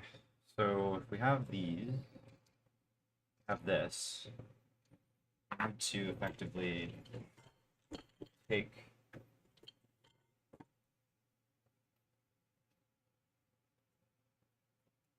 this. Does this screw in? Sure, it looks like it does. Okay, can I get this out of here? Oh no, I can't. Oh, that was the problem. Okay. Okay, so the problem still partially exists. Only partially. Still think it's a solvable, clever combination of a million different pieces.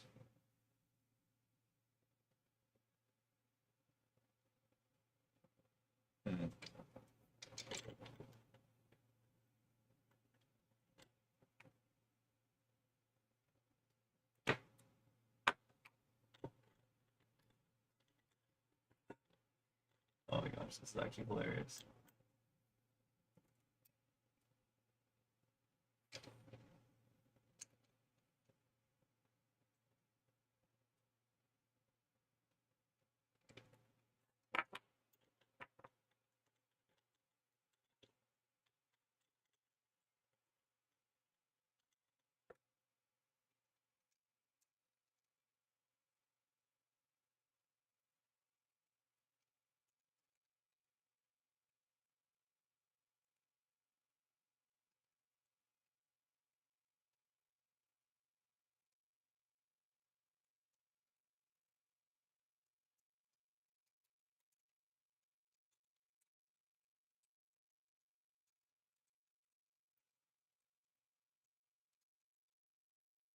Okay.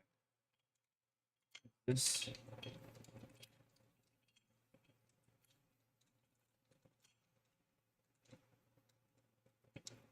okay, this one doesn't raise. The other one did. Yeah, no, this one does not. Okay, that's fine now.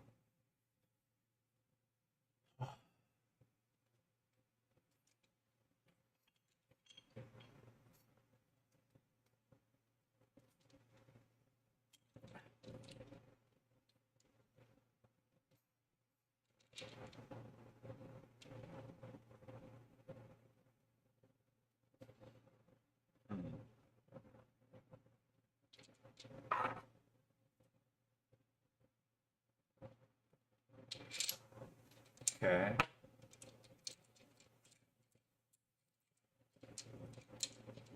What if I could extend this further?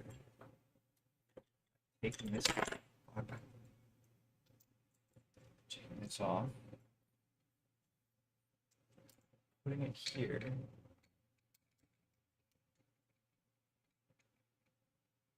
With the extender.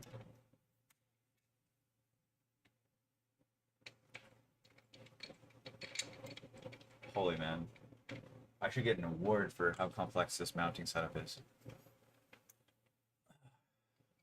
I have 1, 2, 3, 4, 5, 6, 2, 3, 4, 5, 6, 7, 8, 8 mounts in total in my tech setup here. It's a little bit much, I think. Anywho.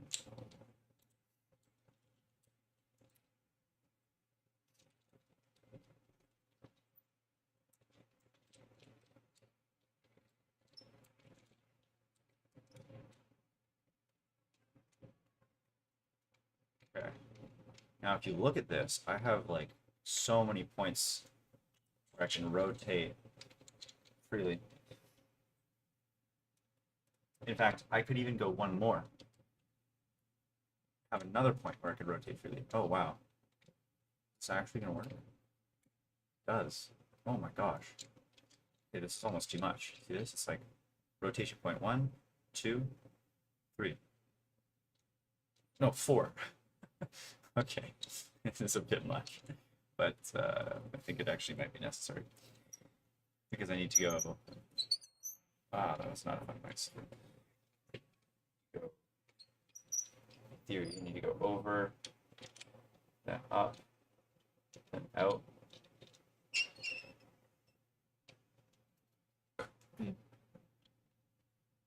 So let's try.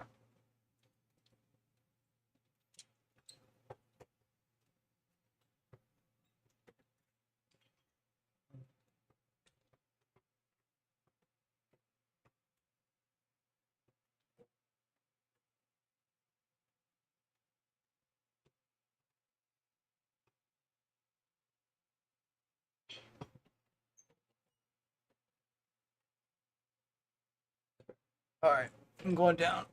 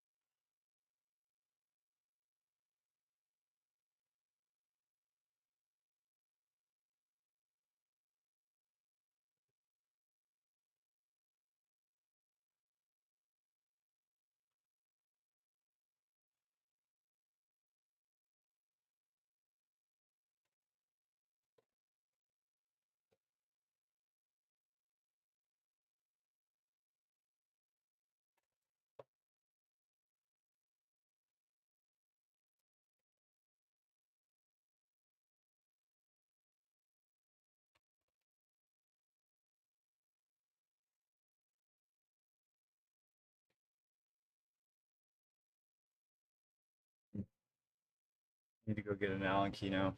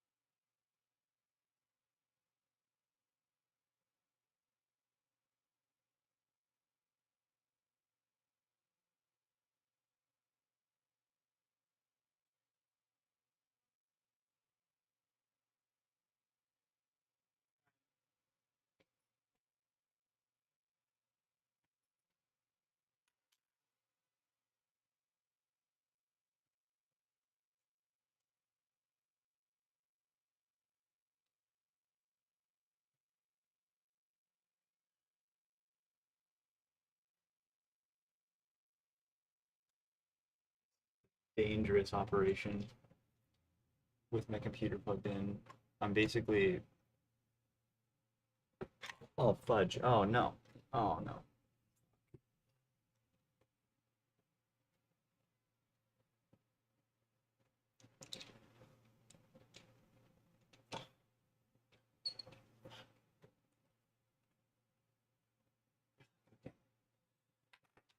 Um, Now actually reconsidering approach.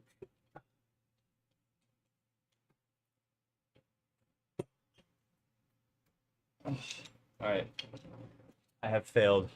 I'm going back in though.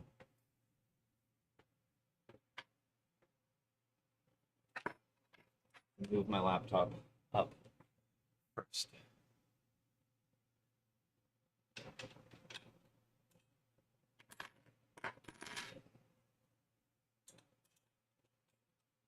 Are you kidding me? I grabbed two Allen keys, different sizes. One's too big, one's too small. Oh no, never mind. We were good.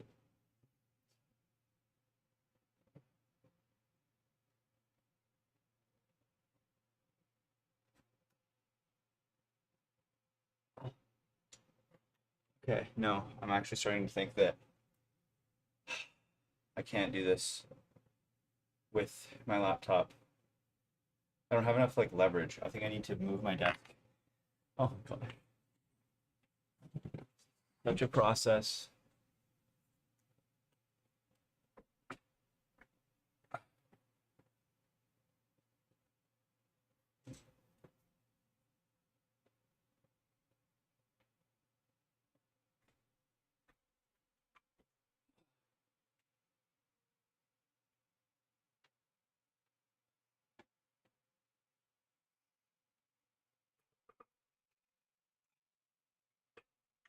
Oh, I don't know. I don't like that sound though. Oh, okay. I know what happened. It's not okay. If the stream turns off at any point, it's definitely because I cut my internet out accidentally.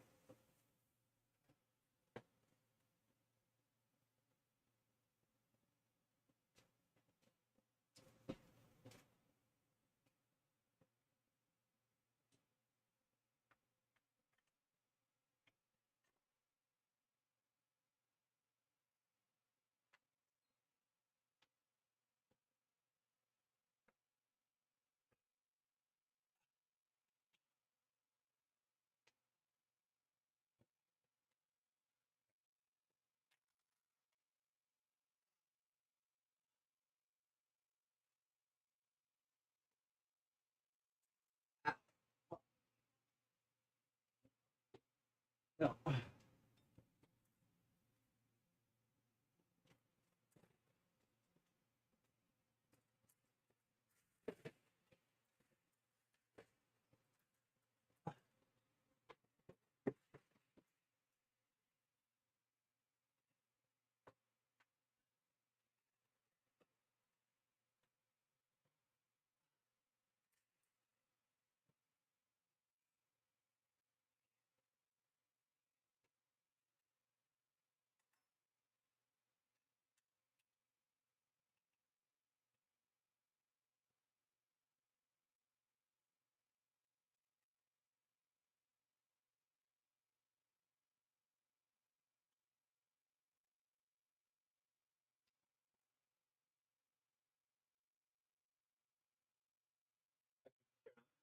Oh, never mind.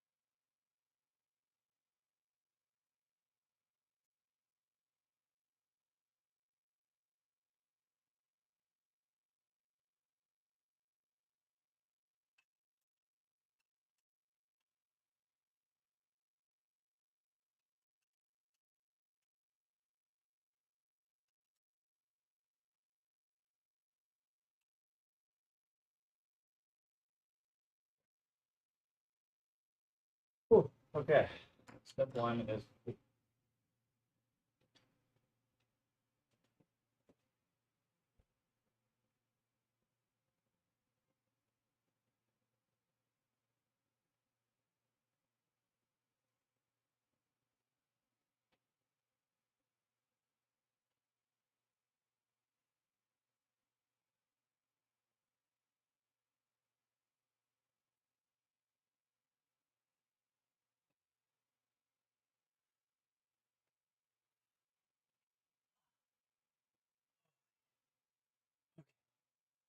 oh, it's quite the ordeal. Um,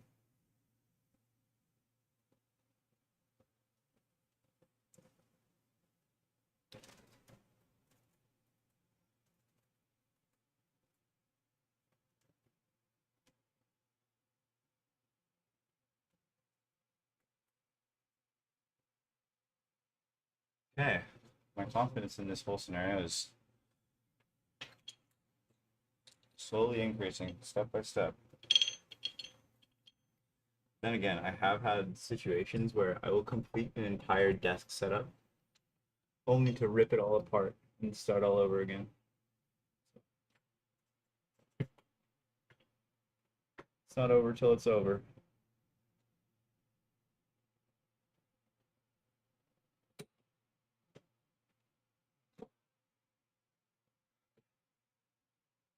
Oh,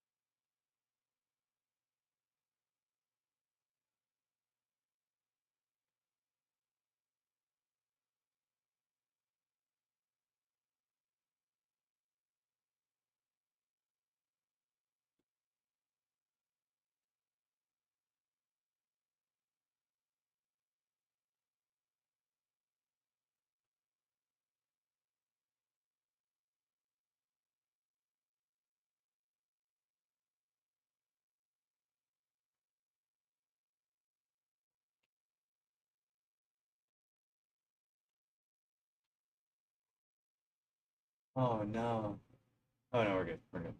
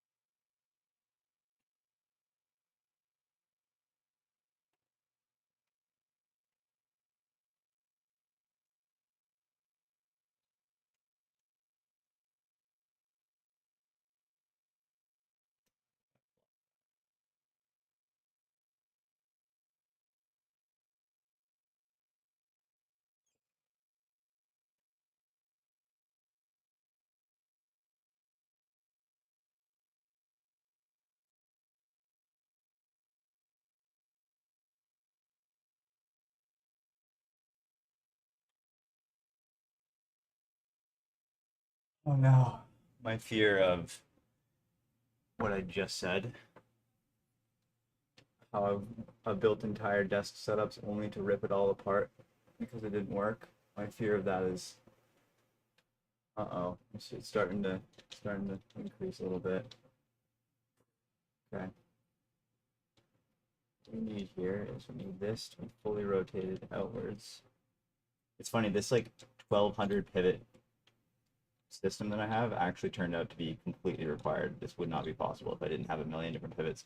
Like the mount is going like up, then down, or sorry, then right, then down, and then up 45 degrees, and then straight up. Like so convoluted.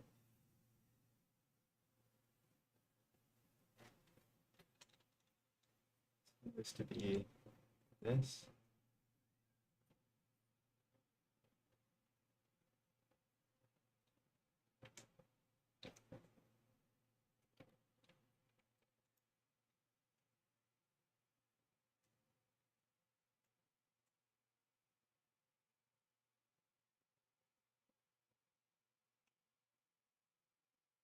Let's do it this way. Let's see if we can actually just put this in. Let's see if it's gonna work. Eyeballing it, I don't think this is gonna work. I think that this will much effort not result in increased lighting.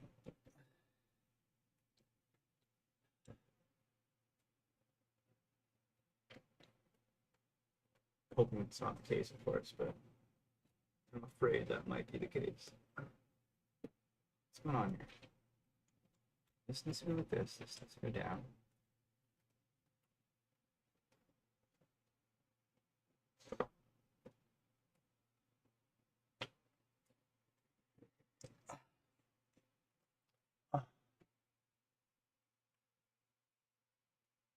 Okay, what if I do...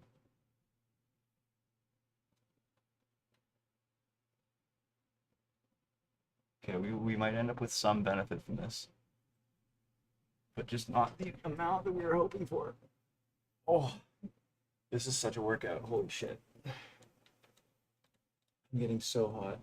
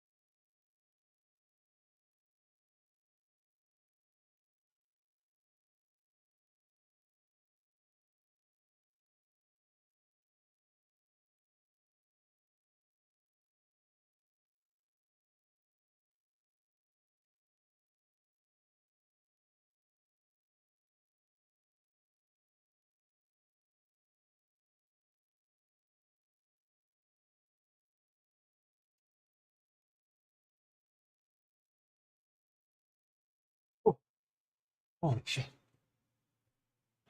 Okay. I'm actually sweating.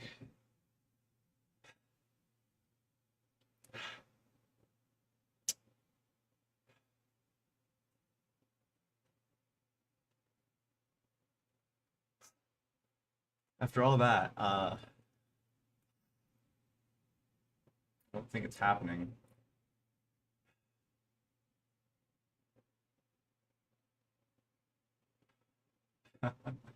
I wish I could show the stream what I'm looking at right now. It's so close.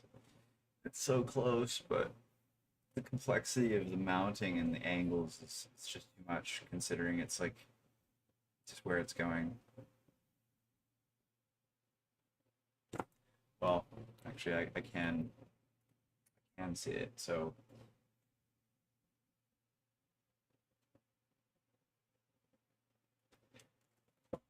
basically here.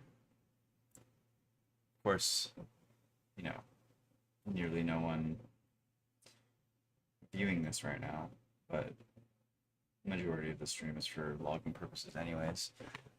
So yeah, I'm just gonna quickly pop open this photo. So anyways, basically you can see how, so this is the window, but the reason like I don't have light coming in from this window is because if I open this window all the way, I get the sun like beaming straight in my eyes, and it just doesn't quite work out. And so I have these blinds usually closed, and effectively that's what I'm trying to do. So I have this ring light, and this ring light is just insufficient, and it's just like kind of peaking here in between these two monitors.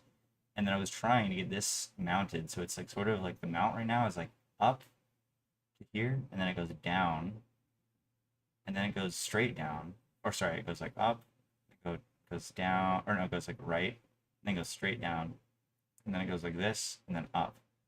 But the thing is like it's actually just slightly angled because of just the the way that everything is coming together, and I can't. I wanted it to kind of just perfectly align with the bottom of my laptop keyboard, like right here. That was my vision. But now I'm thinking, and through all this, I actually raised my laptop because it was previously the screen was like perfectly right here, and I couldn't even see the keyboard. But now I'm thinking potentially two things. One, I could consider moving this monitor to the right, this to the left, and then putting this vertical in between them. I think that's actually a pretty nice idea. Alternatively, I move the laptop back down, and I see if I could use the extended mount here to put it like right here. I feel like the middle version sounds good in theory because the camera's here, so the light coming from like roughly here would work. The measurements, it doesn't look like it's gonna be that clean. I think it's gonna be a little bit messy. Oh, and this little guy up here, his name is Waldo.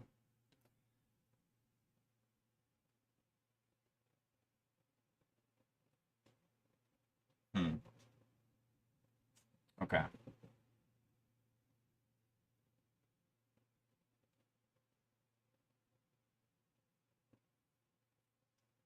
It's turned out to be a much bigger project than I had intended. But yeah, I think we're not giving up now. Come this far. On cost fallacy.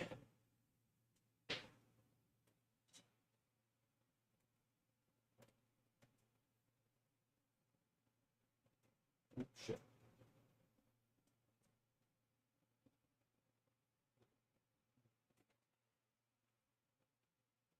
Oh, I remember what.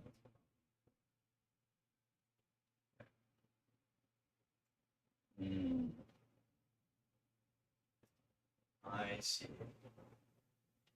I see. This is slightly problematic.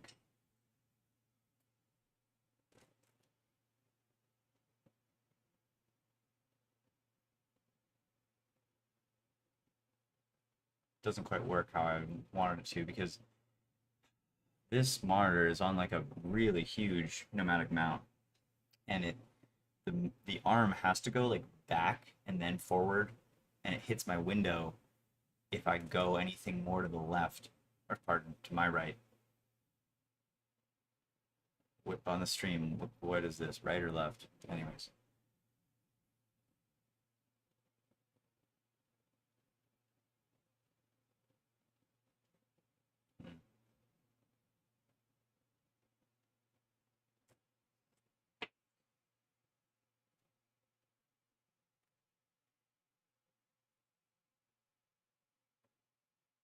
Wait, hold on. Actually, wait. I think I might have. I think this might be okay.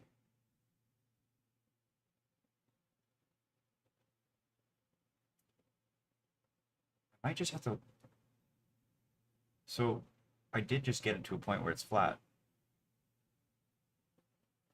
Okay. I mean, it's janky, but it works. I just need to move it more to the right.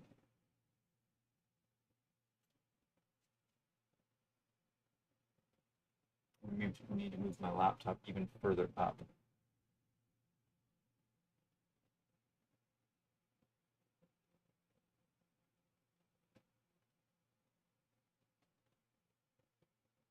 Although the laptop being like down and then going back to that screenshot, or actually, let me, so take a new photo.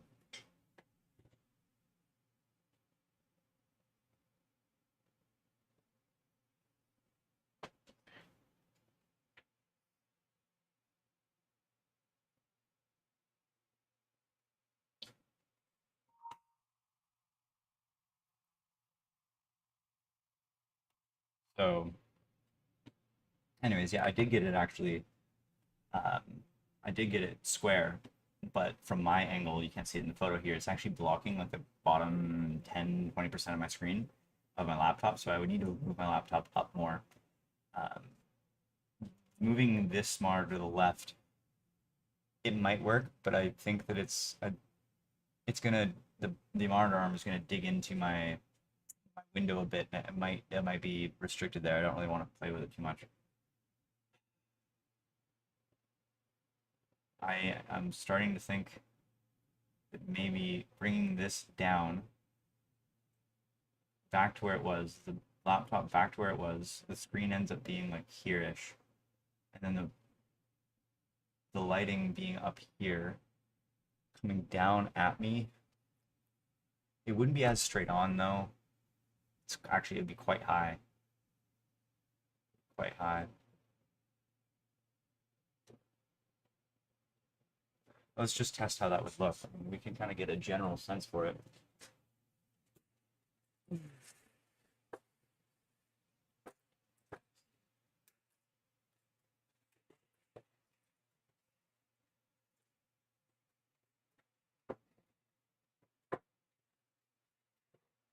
Okay, so the blinds are now closed.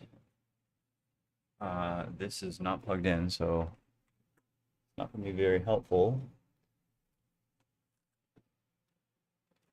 Plug it in first. Shit.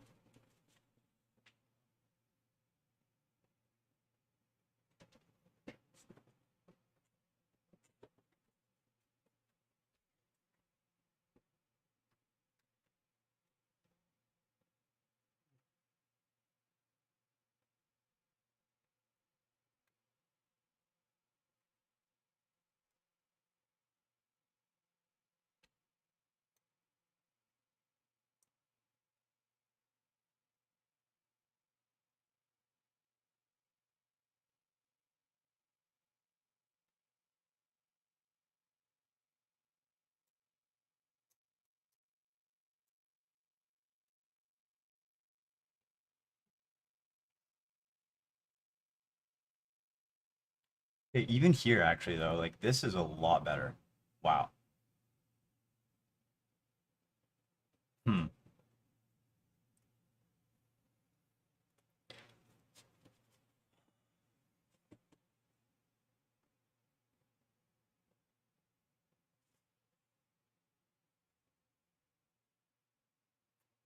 Yeah, that's definitely better.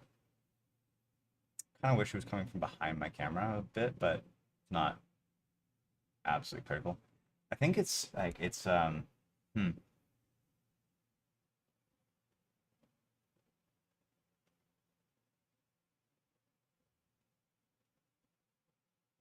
Yeah, this is definitely better. Shadows are on this side of my face, which makes sense considering the window. I have a bit more visibility on this side.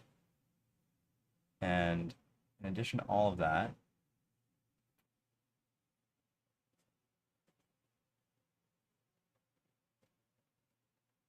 yeah, that's okay. Can't even see my eyes at all. This you certainly can.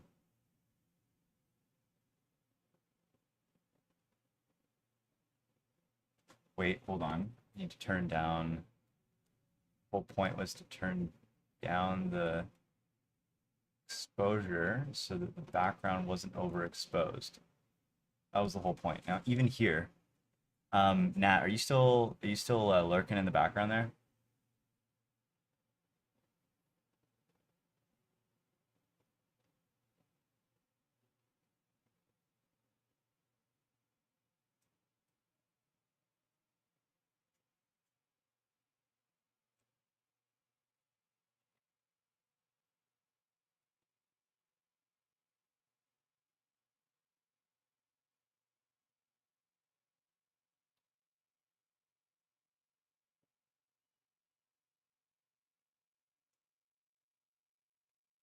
I mean, yeah, this isn't perfect, but it's definitely better.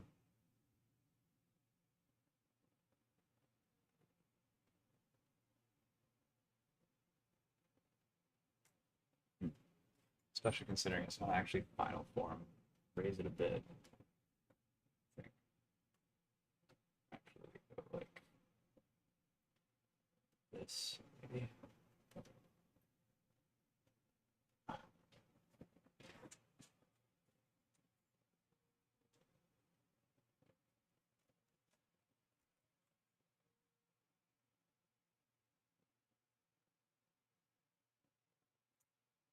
shit, my monitor is actually just realized it's like okay. Let's see how it would be if we went like up, up, way up like here, and went more of like a shining down on me like this. Let's see what this looks like.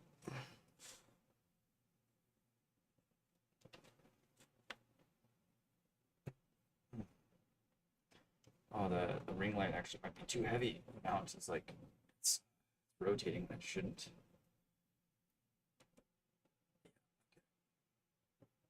Yeah, I can't do it any tighter than that. Okay, so it can't quite do what I want it to.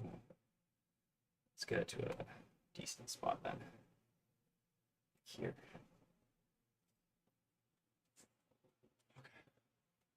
Okay, so when it's here,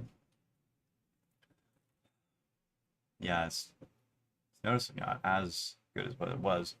I'm actually gonna look at the what it was like a minute ago. It's now 1:30. Okay. No alarms from production, which is good. But actually, I'm just gonna quickly get Claude to hop in and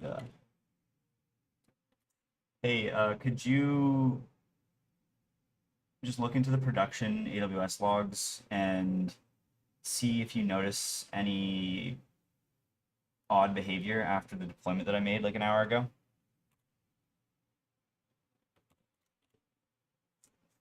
Hmm.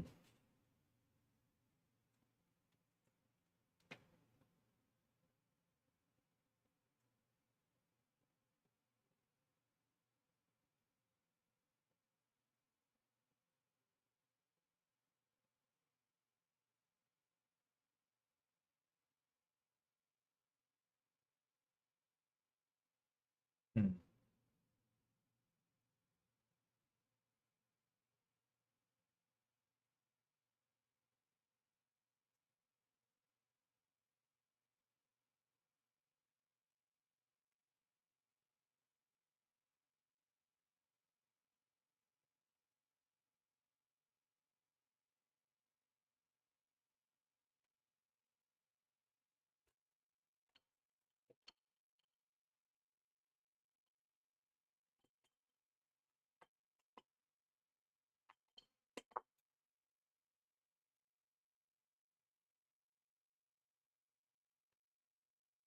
Oh my gosh, I have a.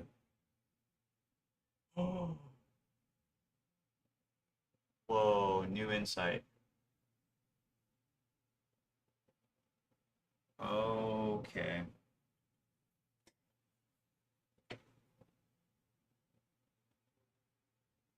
Hmm.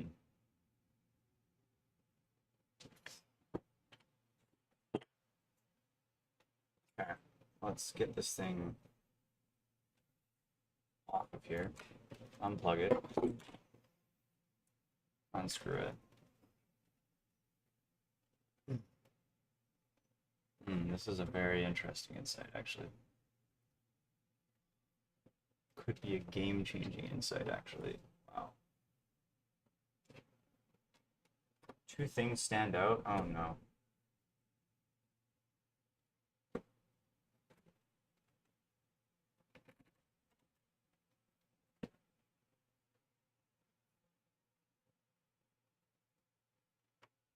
Okay.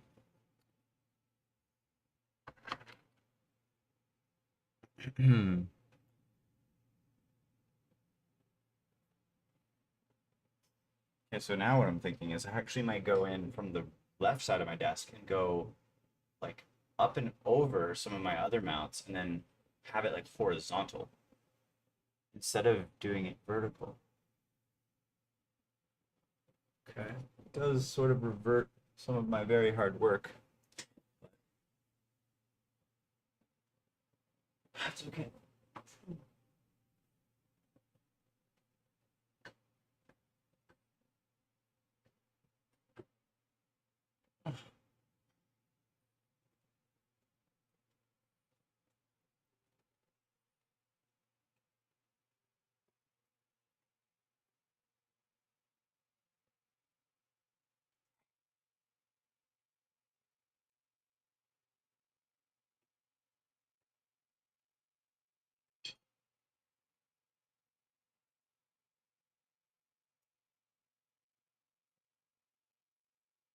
Oh my gosh, all of that for potentially nothing.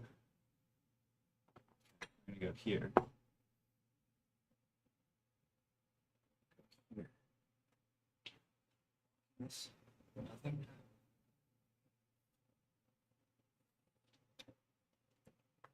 Here.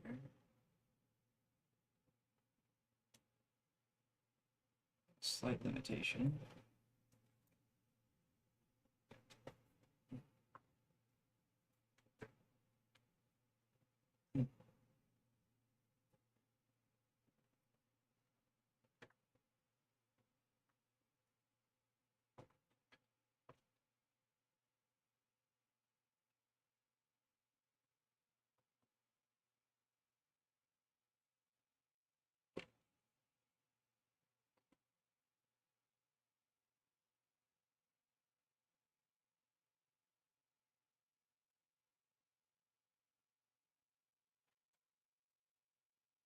That's always been broken.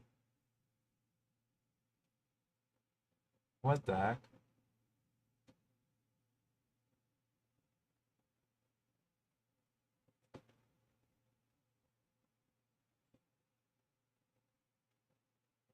Uh,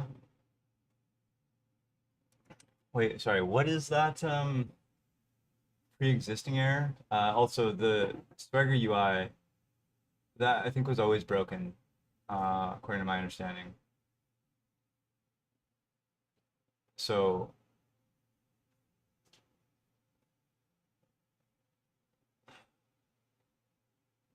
wait, but like the server is running, right? Like there's no like it's not like crashing the server. Yeah, okay, it continues past it. Okay, so like it's not breaking anything. Just API docs is dead. Okay, that's fine. It's not a big deal at all. Uh, could you look into the explain the pre-existing noise to me, and then also explain the regression as well. Other than that, it looks pretty fine to me.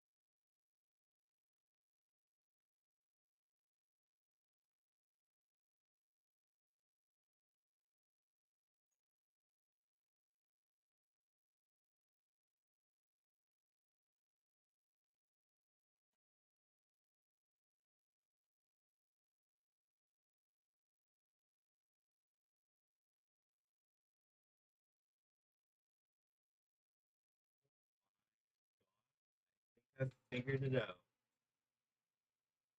in such a convoluted way, but I'm pretty sure this is looking a lot better than the previous.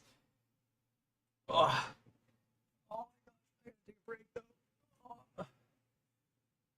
Oh. Okay. I'll take another photo and share the win after I'm done. But I think I've done it. I've done it. Okay.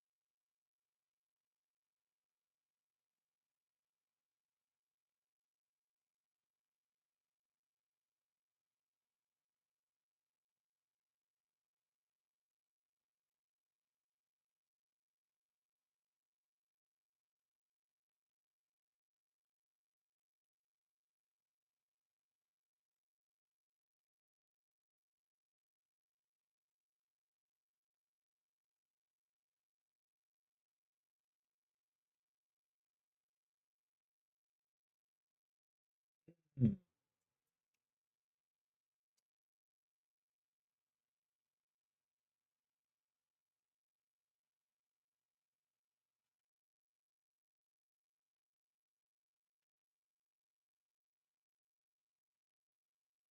Well, you know what, actually, I'm not so confident that I've done it. I mean, let's say geometrically, that's not a word, but the geometry of my solution works. However, uh, it does require my mount to be able to support the weight of the ring light, or sorry, pardon, the key light in a completely horizontal fixture, which that might not work out so well.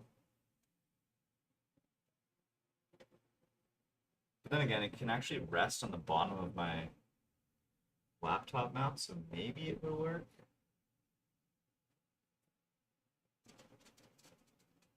Oh.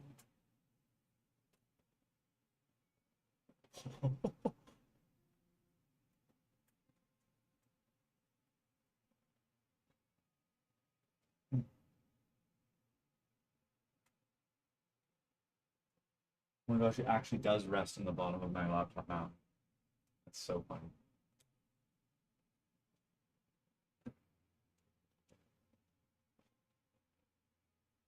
So previously, like my laptop was already like pretty much a desktop. Now I would say it's even more so pretty much a desktop. Because it's just like it's so in there now. Like it's hard to move it out. But yeah, wow, we're winning. We are officially winning. Like this officially works. Nothing else to it. It's just like it works. It works. This totally just works. I need to raise my laptop slightly, which I'm now realizing actually might not be. Well, it's actually kind of fortunate now that I think about it, because it actually does cut off the bottom 10% of my laptop. But the problem here is that the the key light itself actually rests directly. Whoa, what's going on here? Key light itself actually rests on the monitor. Oh shit. Oh.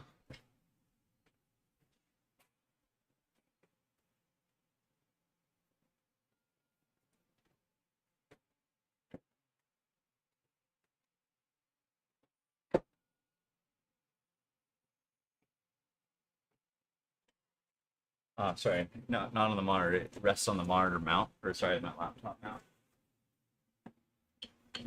So if I raise the laptop mount so that it's no longer being slightly cut off. Well, I guess I can just do it now. Let's see. Let's see if I move this back slightly. It's no longer resting there. Can I move this and it be supported at the same time? Very tough ask. Oh, shit.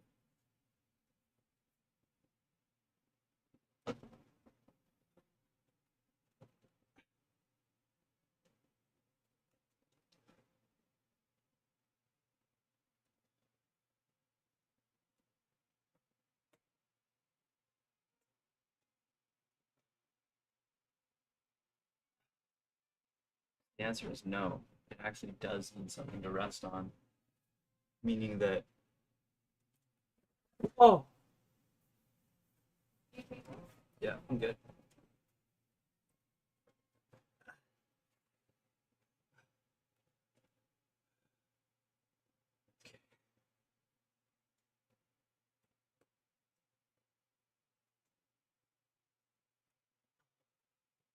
This is such a fun, such a fun problem to solve. Oh my gosh.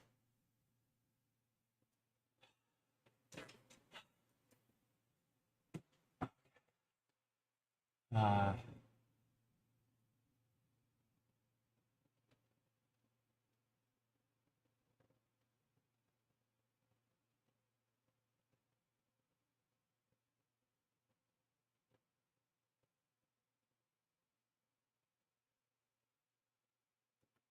wait, but why do we have like a seed data reconciliation thing in the first place? Like, or wait, so what's the purpose of the current job, or is it a job, or what exactly is going on here?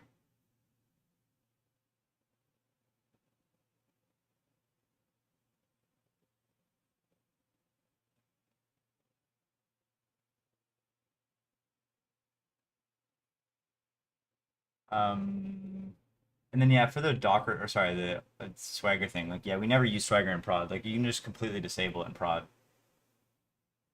It's not a big deal.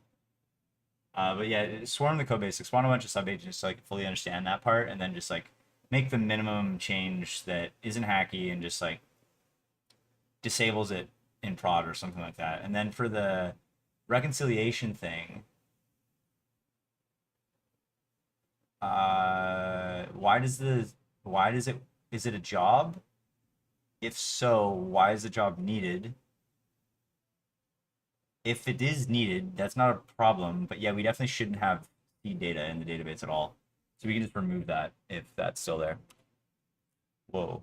Okay, so now whatever happened. What the heck? My like camera is like black now. Oh, I guess I just like accidentally decreased the.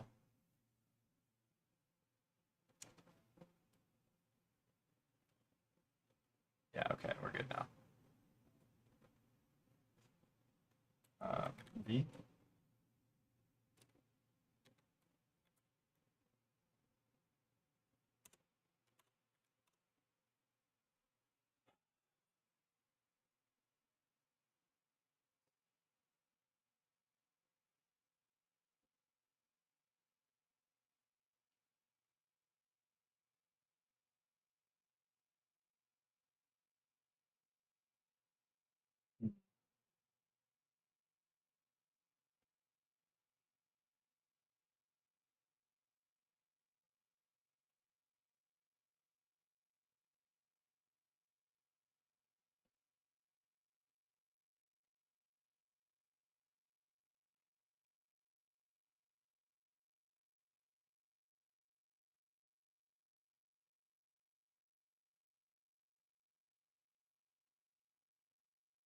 Oh my gosh, this worked out so unbelievably well, except for the fact that the bottom 10% of my laptop is cut off now, and like I can't. That's not. It just can't happen. But the problem is the mounts aren't strong enough to hold it without the laptop stand supporting it. one problem at a time. Okay. So I now either need to, I'm going to raise the laptop. I could put a small strip of something such that the laptop is raised further off of the stand.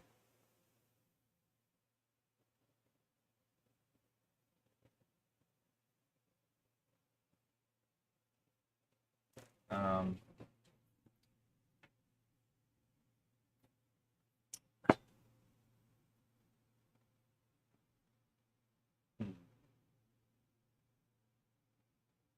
or I can find something else to support it.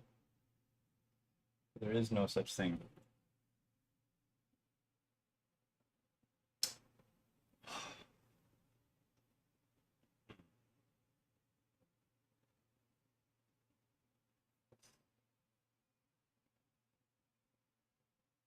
So what happens if we move the laptop thing back?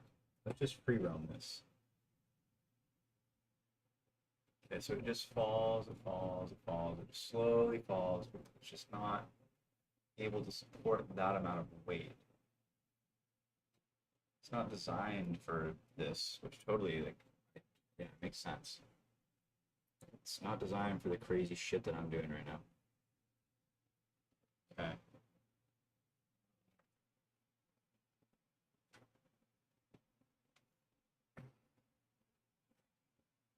In fact, it's actually not even a problem with the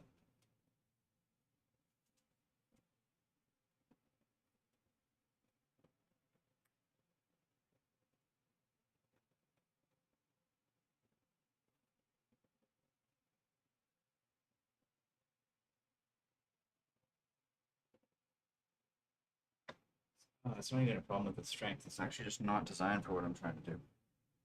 Like it's actually meant to rotate on trying to force it not to.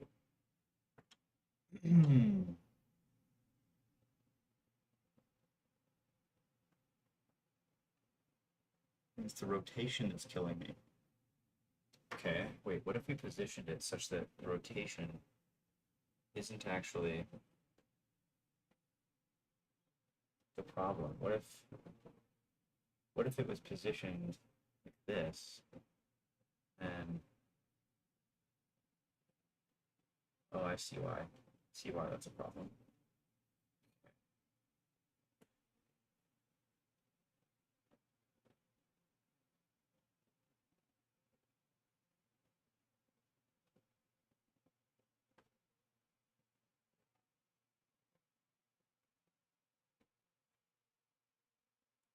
Oh, okay, this actually works. Hold on.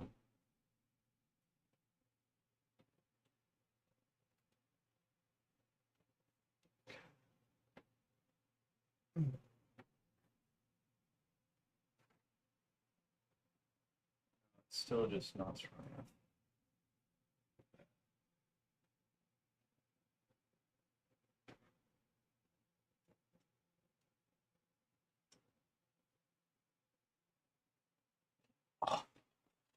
Oh my god, just taking L's.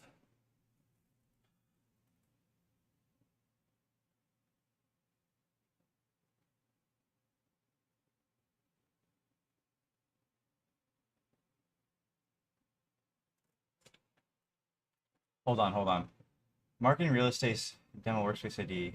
Is that actually the one that the demo data flows into? In fact, I don't even want any C data. Like, I don't want the C data at all. Where is that C data being populated from? We don't want any C data at this point. That must have just been for a temporary demo or something.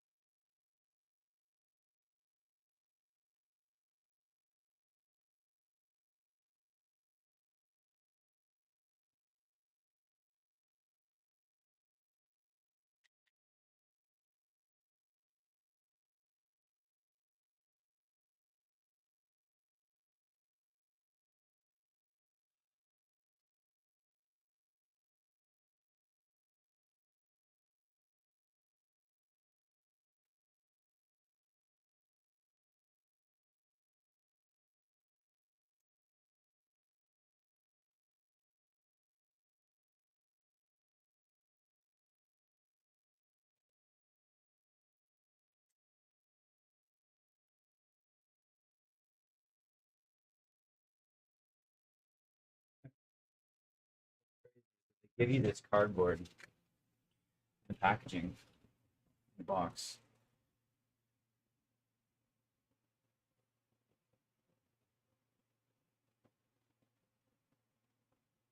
Thinking I might be able to use it.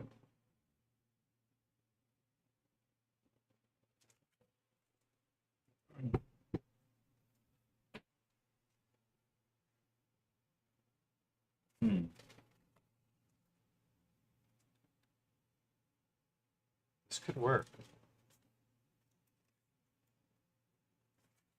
a little bit sketchy, but it actually might work.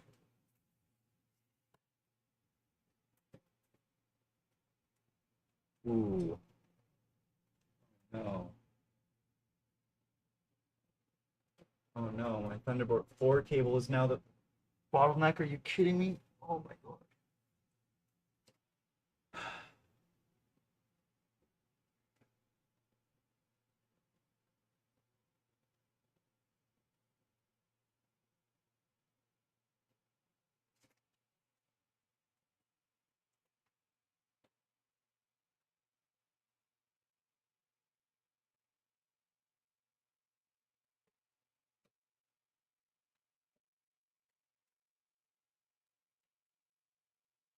Huh. Hmm.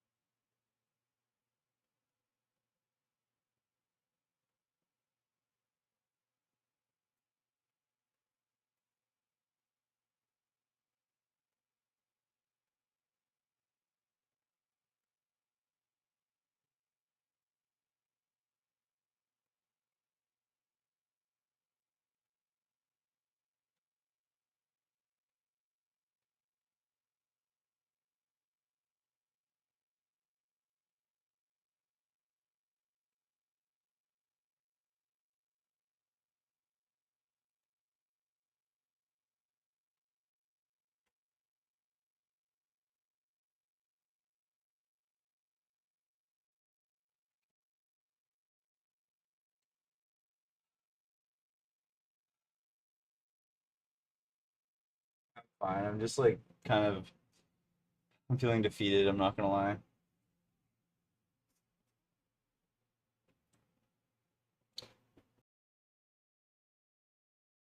I'm just like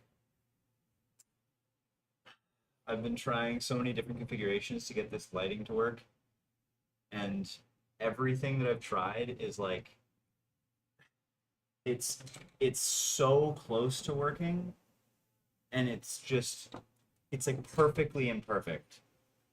Every single thing that I do. Like there's like one small little thing that makes it not work. And it's just really tragic.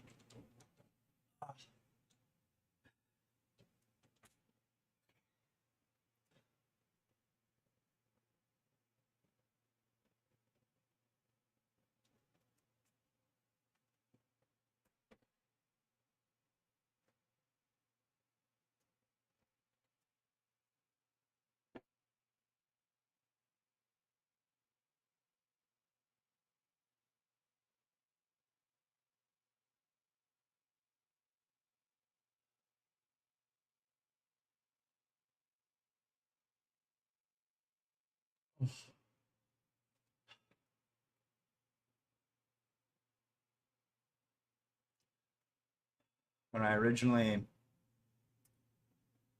got this ring light, I went to go set it up, and I thought through the setup, and I was like,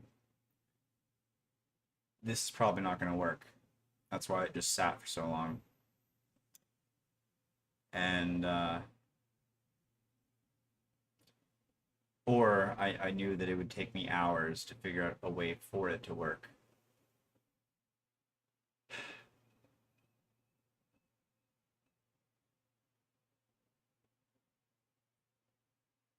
And yeah, I'm definitely in that scenario right now.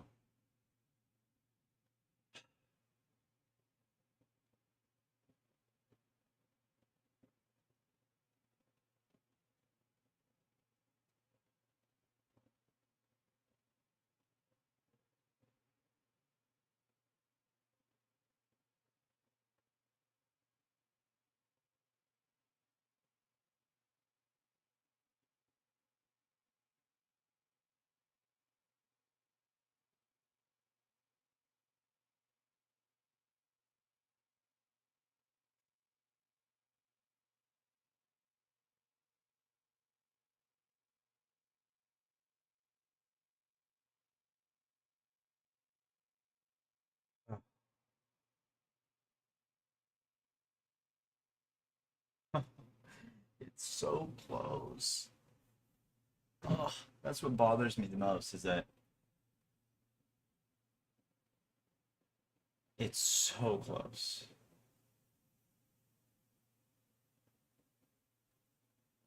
So unbelievably close. In three configurations, three viable configurations now, there's been one very, very small blocking factor.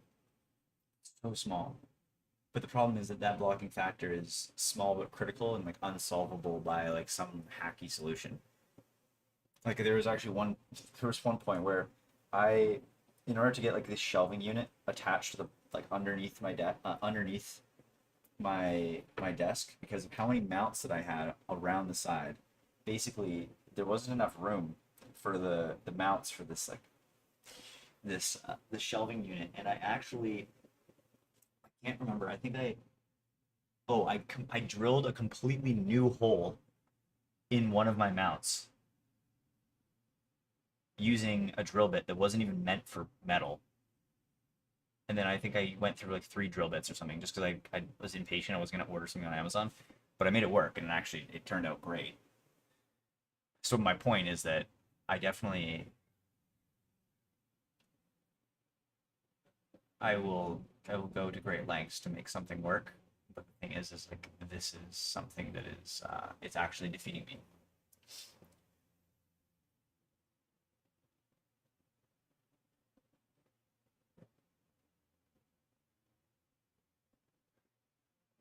And I haven't been working on the video processing pipeline, which is much higher. Well, it's not maybe higher value. I think lighting is actually a pretty big deal, to be honest. But yeah, I'm just not sure if it's even. It's just I don't know if it's actually going to happen.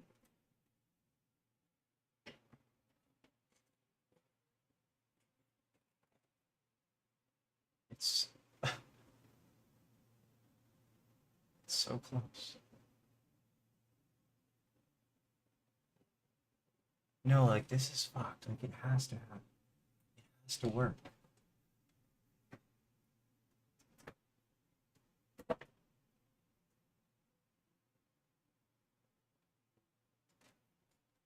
It has to work.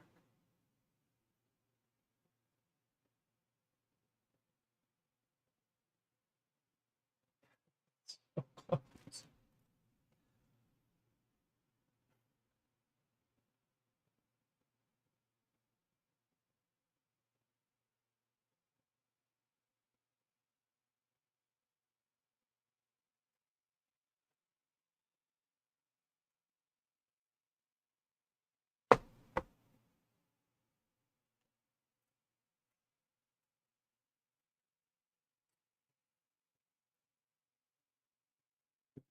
Oh.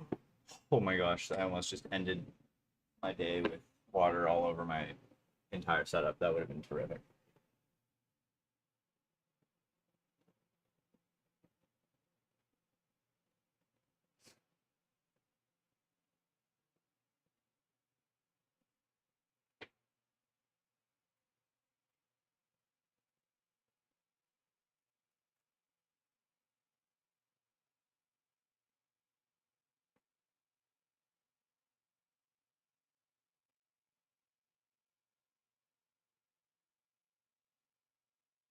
All right. Well, there is one final configuration in which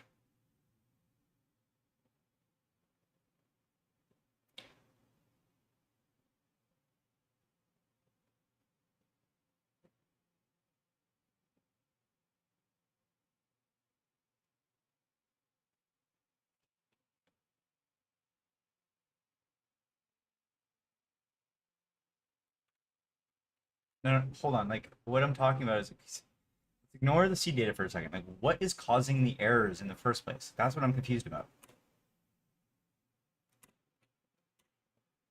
Anyways, there is one final configuration. It's just the lighting is it's just not going to be ideal. I don't think it's borderline pointless. I think. Well, not completely. Like I'm gonna do it. It's definitely I'm feeling very defeated. The only like way that I can feasibly solve this is maybe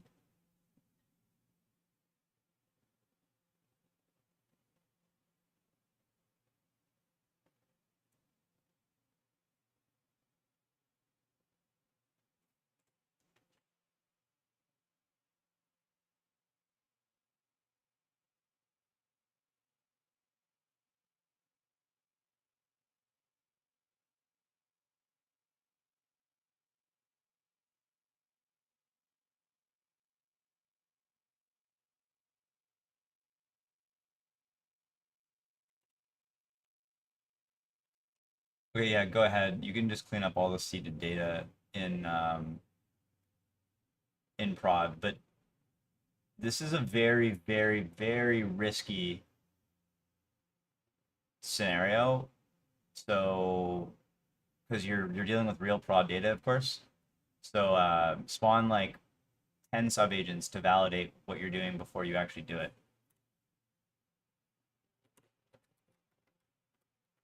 If you think a script would be better, do a script. But if you think that just doing it manually would be fine, then go ahead and do that. It's up to you.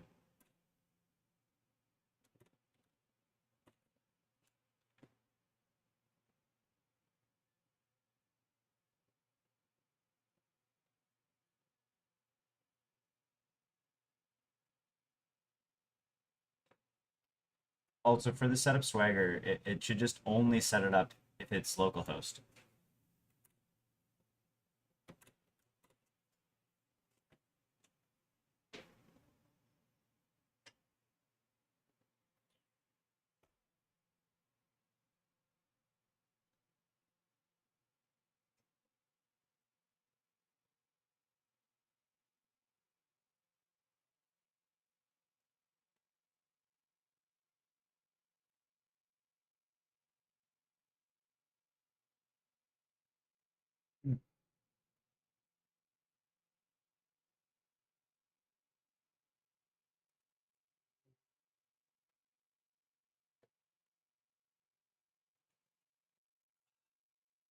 I wish I bought a Mac like one one generation later, because like a MacBook Pro, because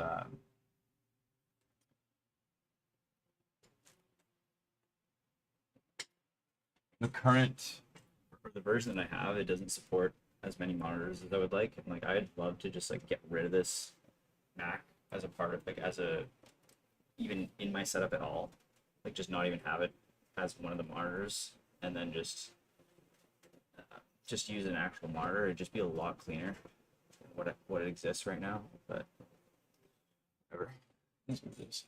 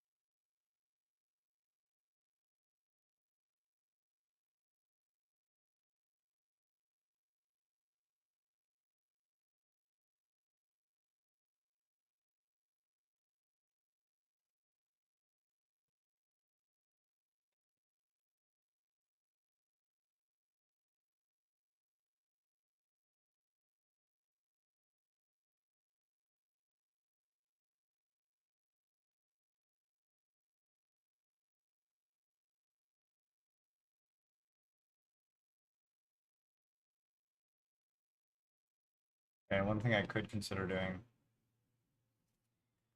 Let's try this.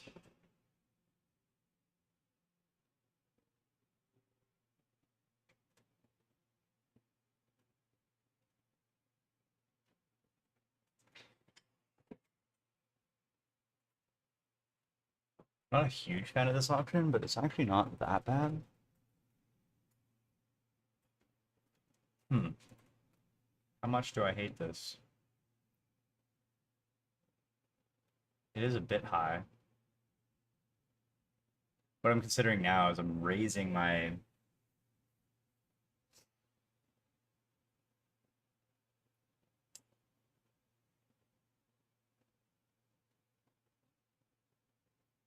27-inch monitor and putting the ring light just directly behind my camera.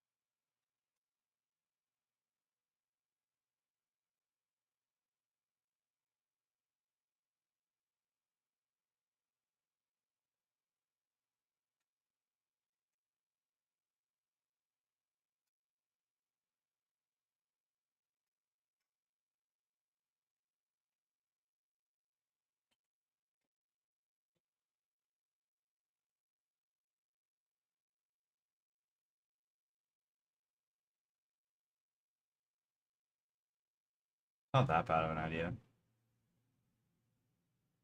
It brings into question, should I even have a key light and just have the ring light properly set up? But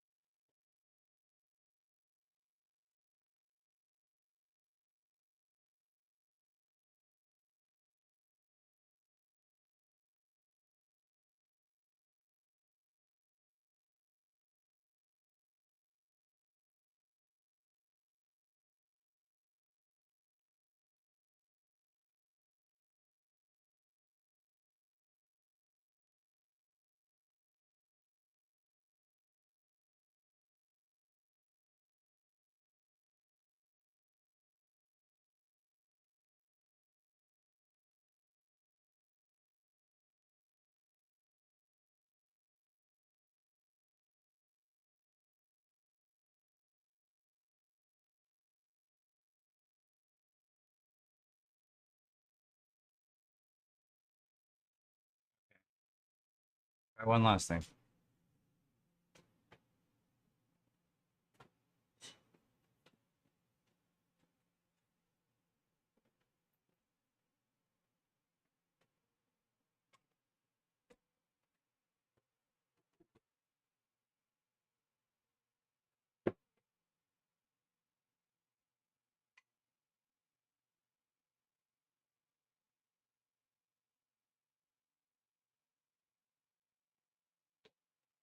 Uh-oh. I lost a monitor. Uh,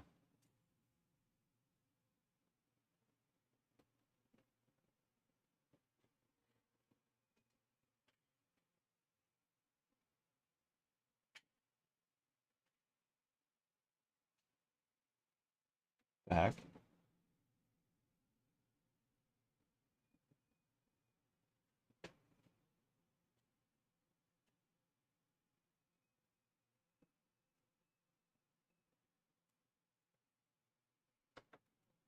But anyways.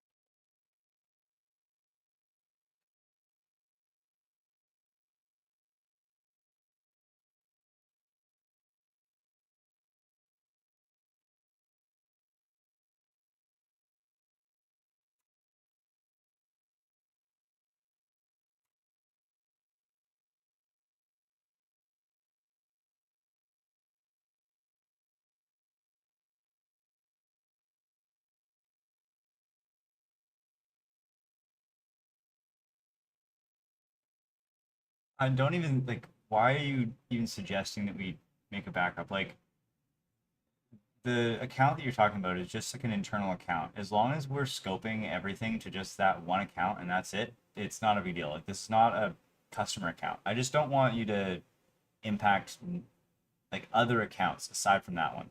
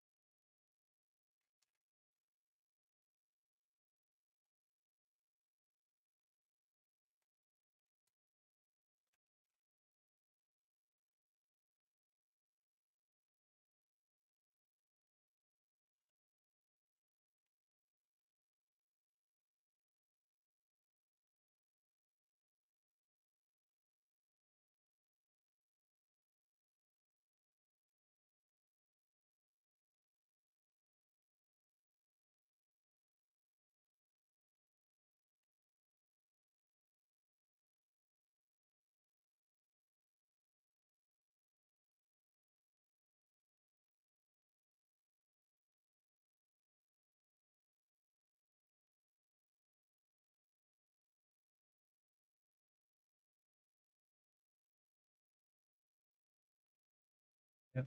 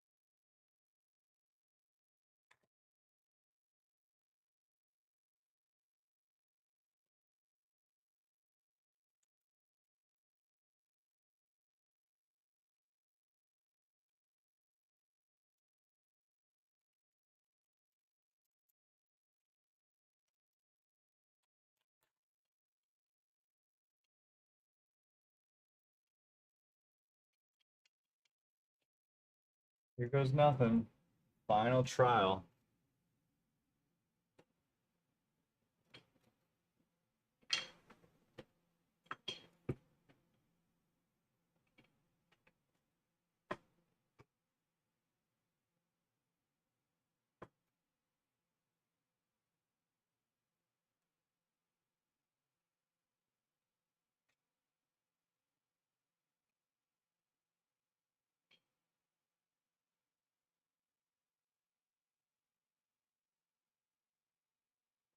Not looking very good so far.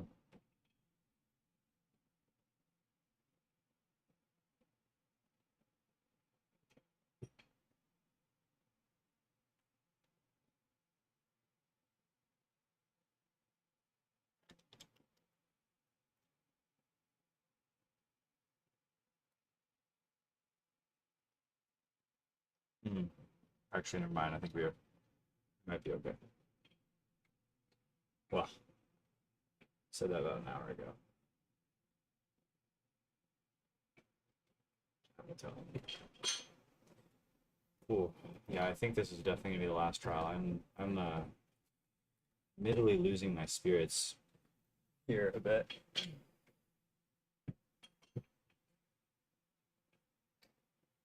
Oh.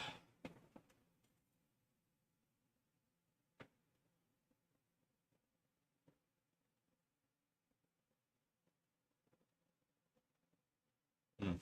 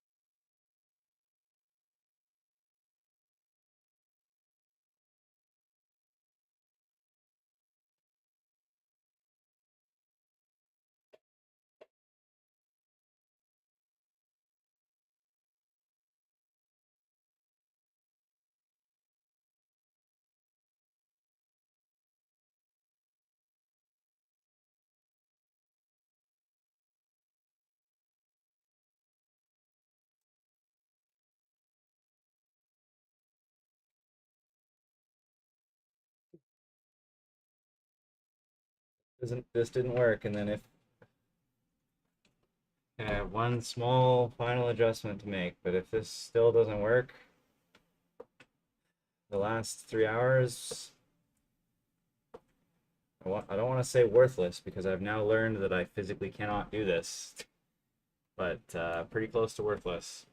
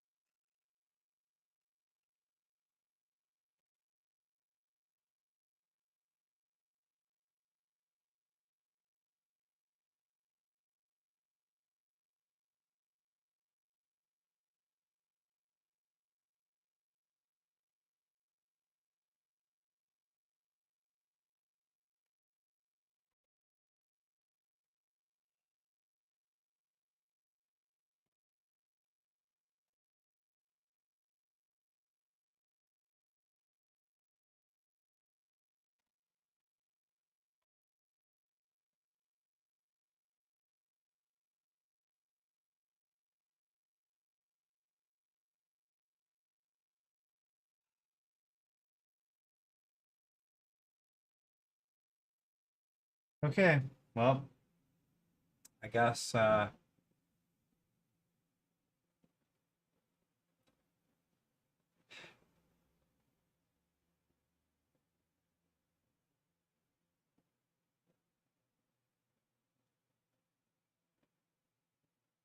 that's just life sometimes. No, no, I got okay. One more. I can't just I can't just accept this. This is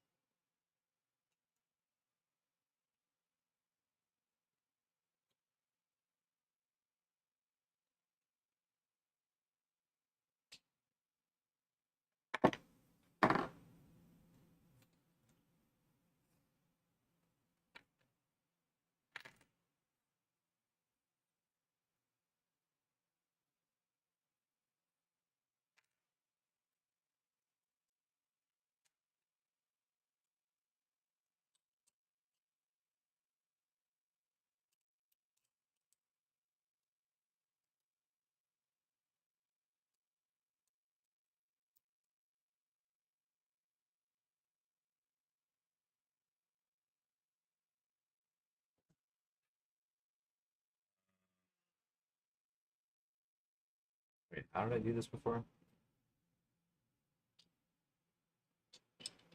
I actually don't entirely know. I have something in mind, I just don't know exactly how to execute it.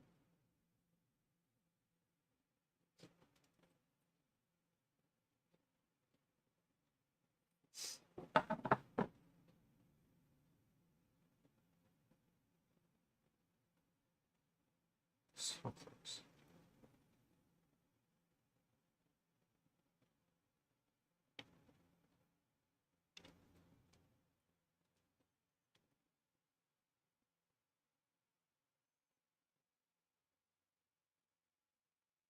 Wait, like no, like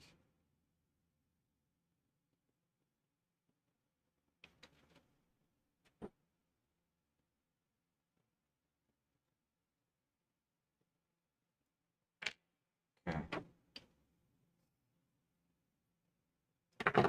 This needs to go.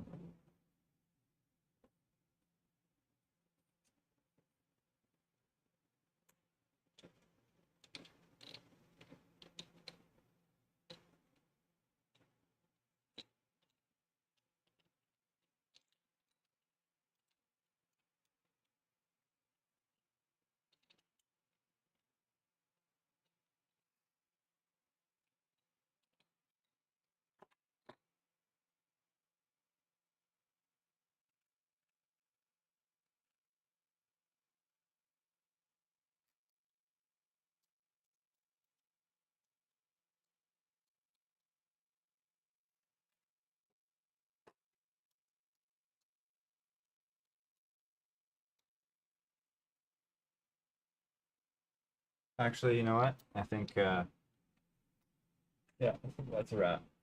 Wow. Okay. Wow, I haven't gotten absolutely defeated like that. I mean, besides chess on a daily, very long time.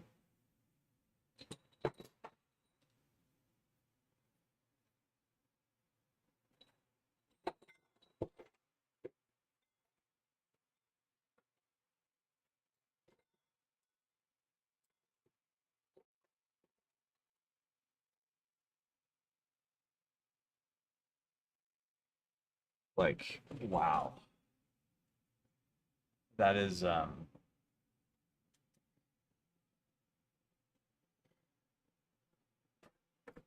that is some seriously next level.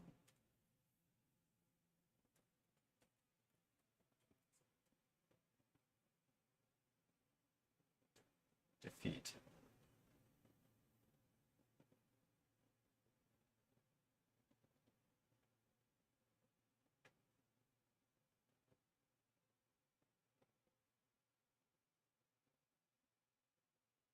There's just nothing I can do.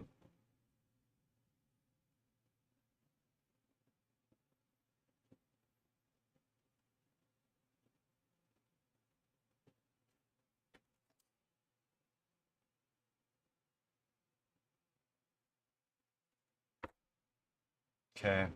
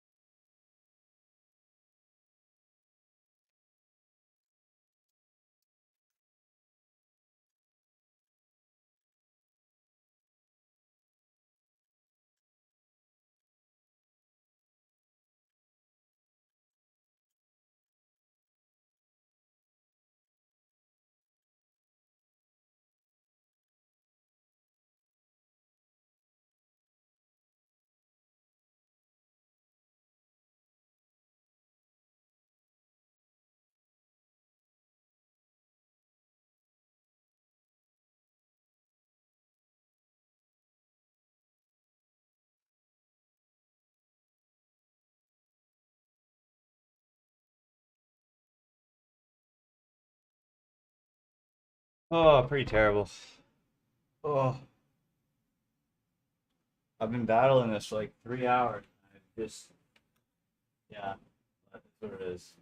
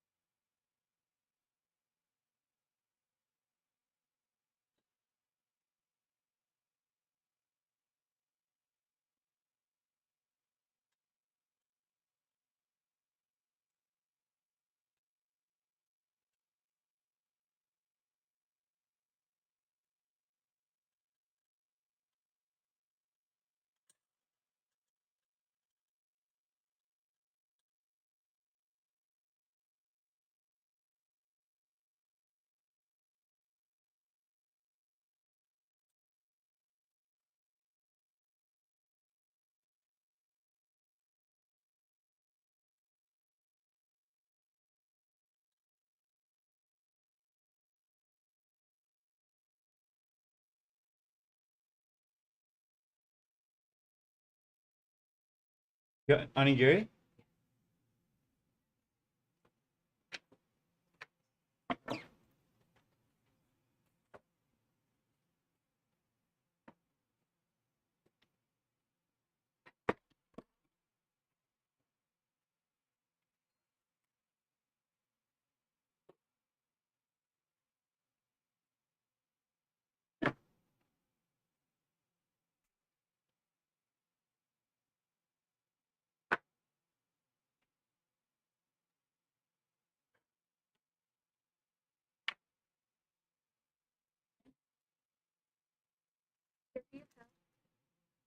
Oh, thanks. Can you put them, can you store them for now? Sorry. I just want to finish this first. Thank you.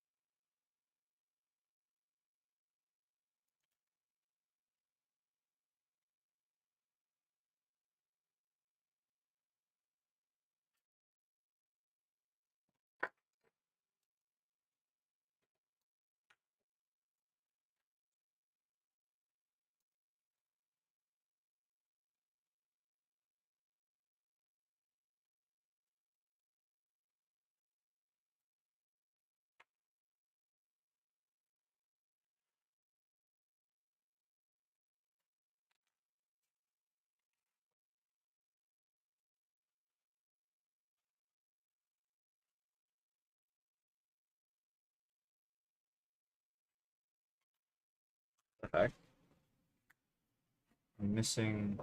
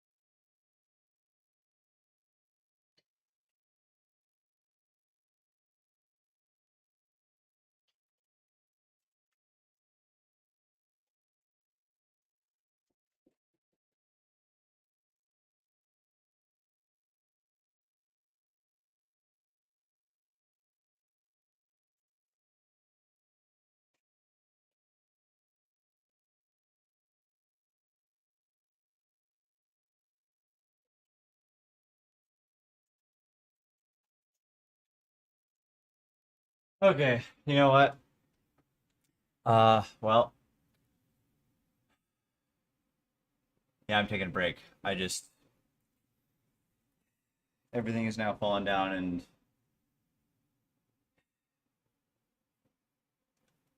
I don't think this is gonna work.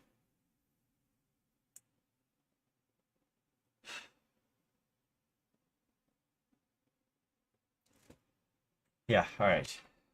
I'll be back.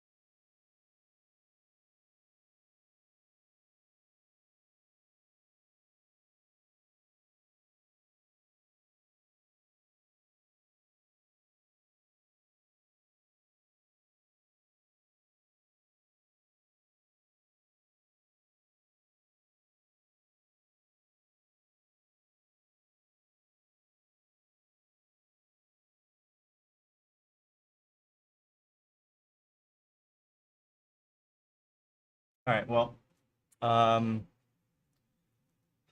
what a what a wild day 43 that was. I got absolutely nothing done. My lighting was a complete failure. I think I spent, you know, I don't know, potentially 4 hours setting up a what, like $300, $400 key light that no matter what configuration I try, simply not going to happen. I would need to sacrifice monitor space, which I'm simply unwilling to do.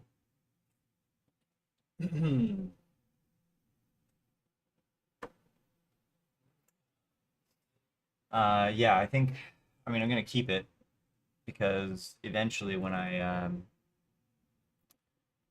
go to get, for example, like a Mac Studio and be able to power like the amount of monitors and like the perfect setup that I kind of envision, then it'll be fine. But yeah, for now, it's simply not gonna happen. Where?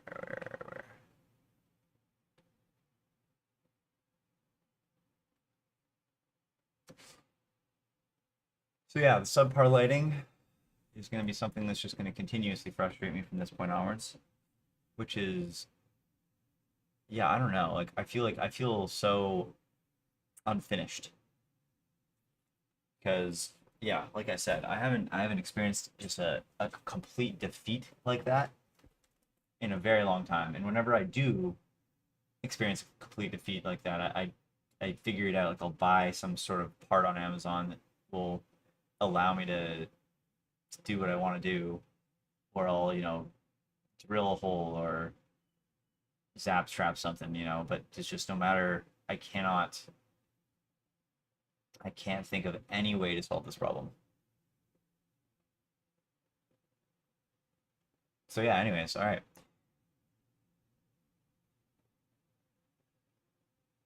I guess finalizing the automatic video processing pipeline will have to wait. I did deploy to prod, so at least there's that. This stuff will happen tomorrow. Let's quickly EMLY dot. I think I'm dev. I think I have to do this off screen now because I'm not allowed to share any potential things that might actually show other people's names or anything like that. So being extra careful now. I'm gonna quickly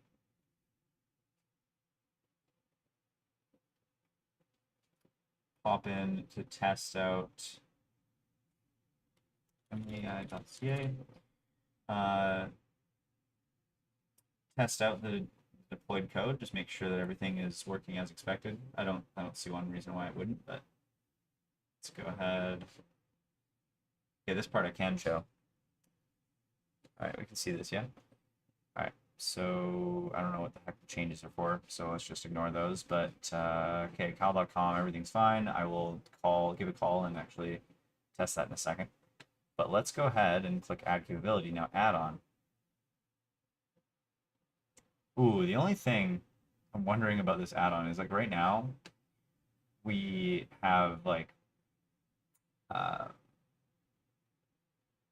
billing. So billing is obviously free. Manage billing. Expect this isn't going to show anything personal. Yeah, $0. So I'm wondering if I click activate here. Okay. So if I click manage billing now,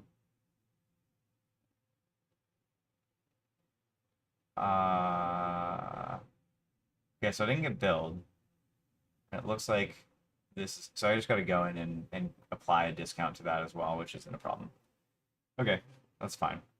But at least that works. And now let's go and test, see if it actually SMS summary. I'll put in phone number there. Let's click publish.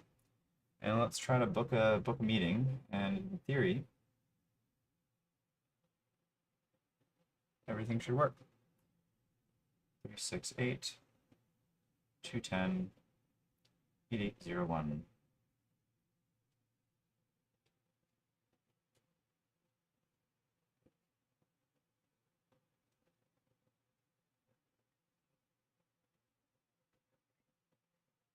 Hey, Emily, just looking to book a meeting.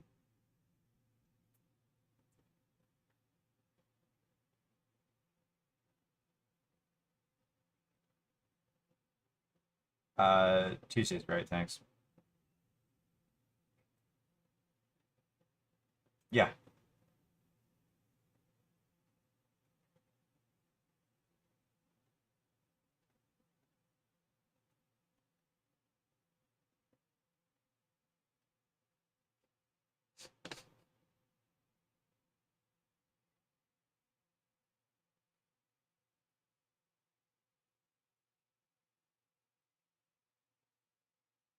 No, that'll be all, thanks.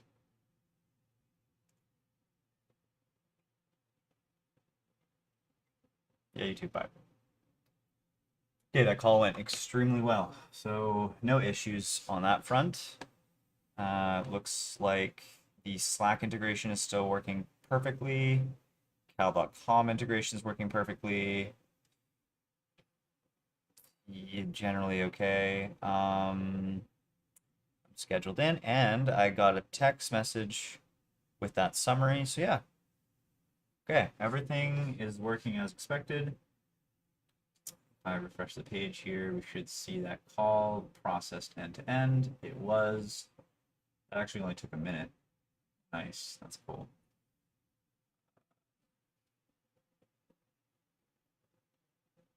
Wonderful. Yeah, that's great. Okay, so a successful release to production. That was a win for today with no bugs, seemingly at least, at first glance here. And we have now discovered that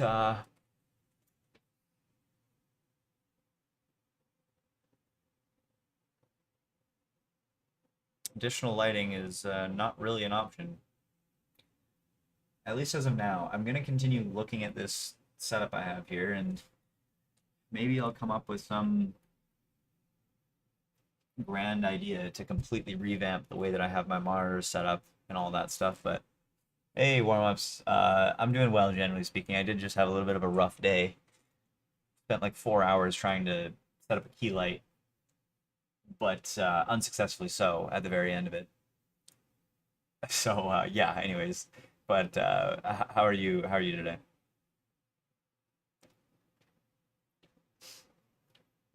I was just actually wrapping up the stream, basically saying that yeah, okay, so successful deployment, automatic video processing pipeline, like that was supposed to be, oh, actually warm-ups. This was actually your doing. So today I was supposed to be finalizing the automatic video processing pipeline and automatic uploads and all that stuff. That was actually what I was gonna do today. And the first thing I wanted to do before that, I'm now realizing like why is this so far down? Um, anyways, before that, I wanted to fix my lighting because like as you can see, it's just you know poor lighting. That's really comes what it comes down to is because the background, and so it's like I kind of have a choice of like either perfect exposure for my face, but overexposure for the background, or underexposure for my face and perfect exposure for the background. So it's a play. Anyways, I'm glad you're doing well. But anyways, yeah. So I was gonna fix the lighting today, and then I was gonna work on the automatic video processing pipeline. Today was supposed to be just like a YouTube focused day, but the lighting situation took yeah 4 hours, and it didn't. I was not successful at the end of it. So yeah. Anyways, I'm hopping off now. I'm gonna go to my friend's barbecue, pop in for a bit, and then I got planning meeting at 5 with my co-founders, And so yeah, that's kind of a wrap for the rest of today. And yeah, I guess that's day 43, folks. Day 43. Successful deployment, unsuccessful lighting. I also won a chess game because they decided to blunder their queen for no reason. Anyways, with that, love you all, and bye for now.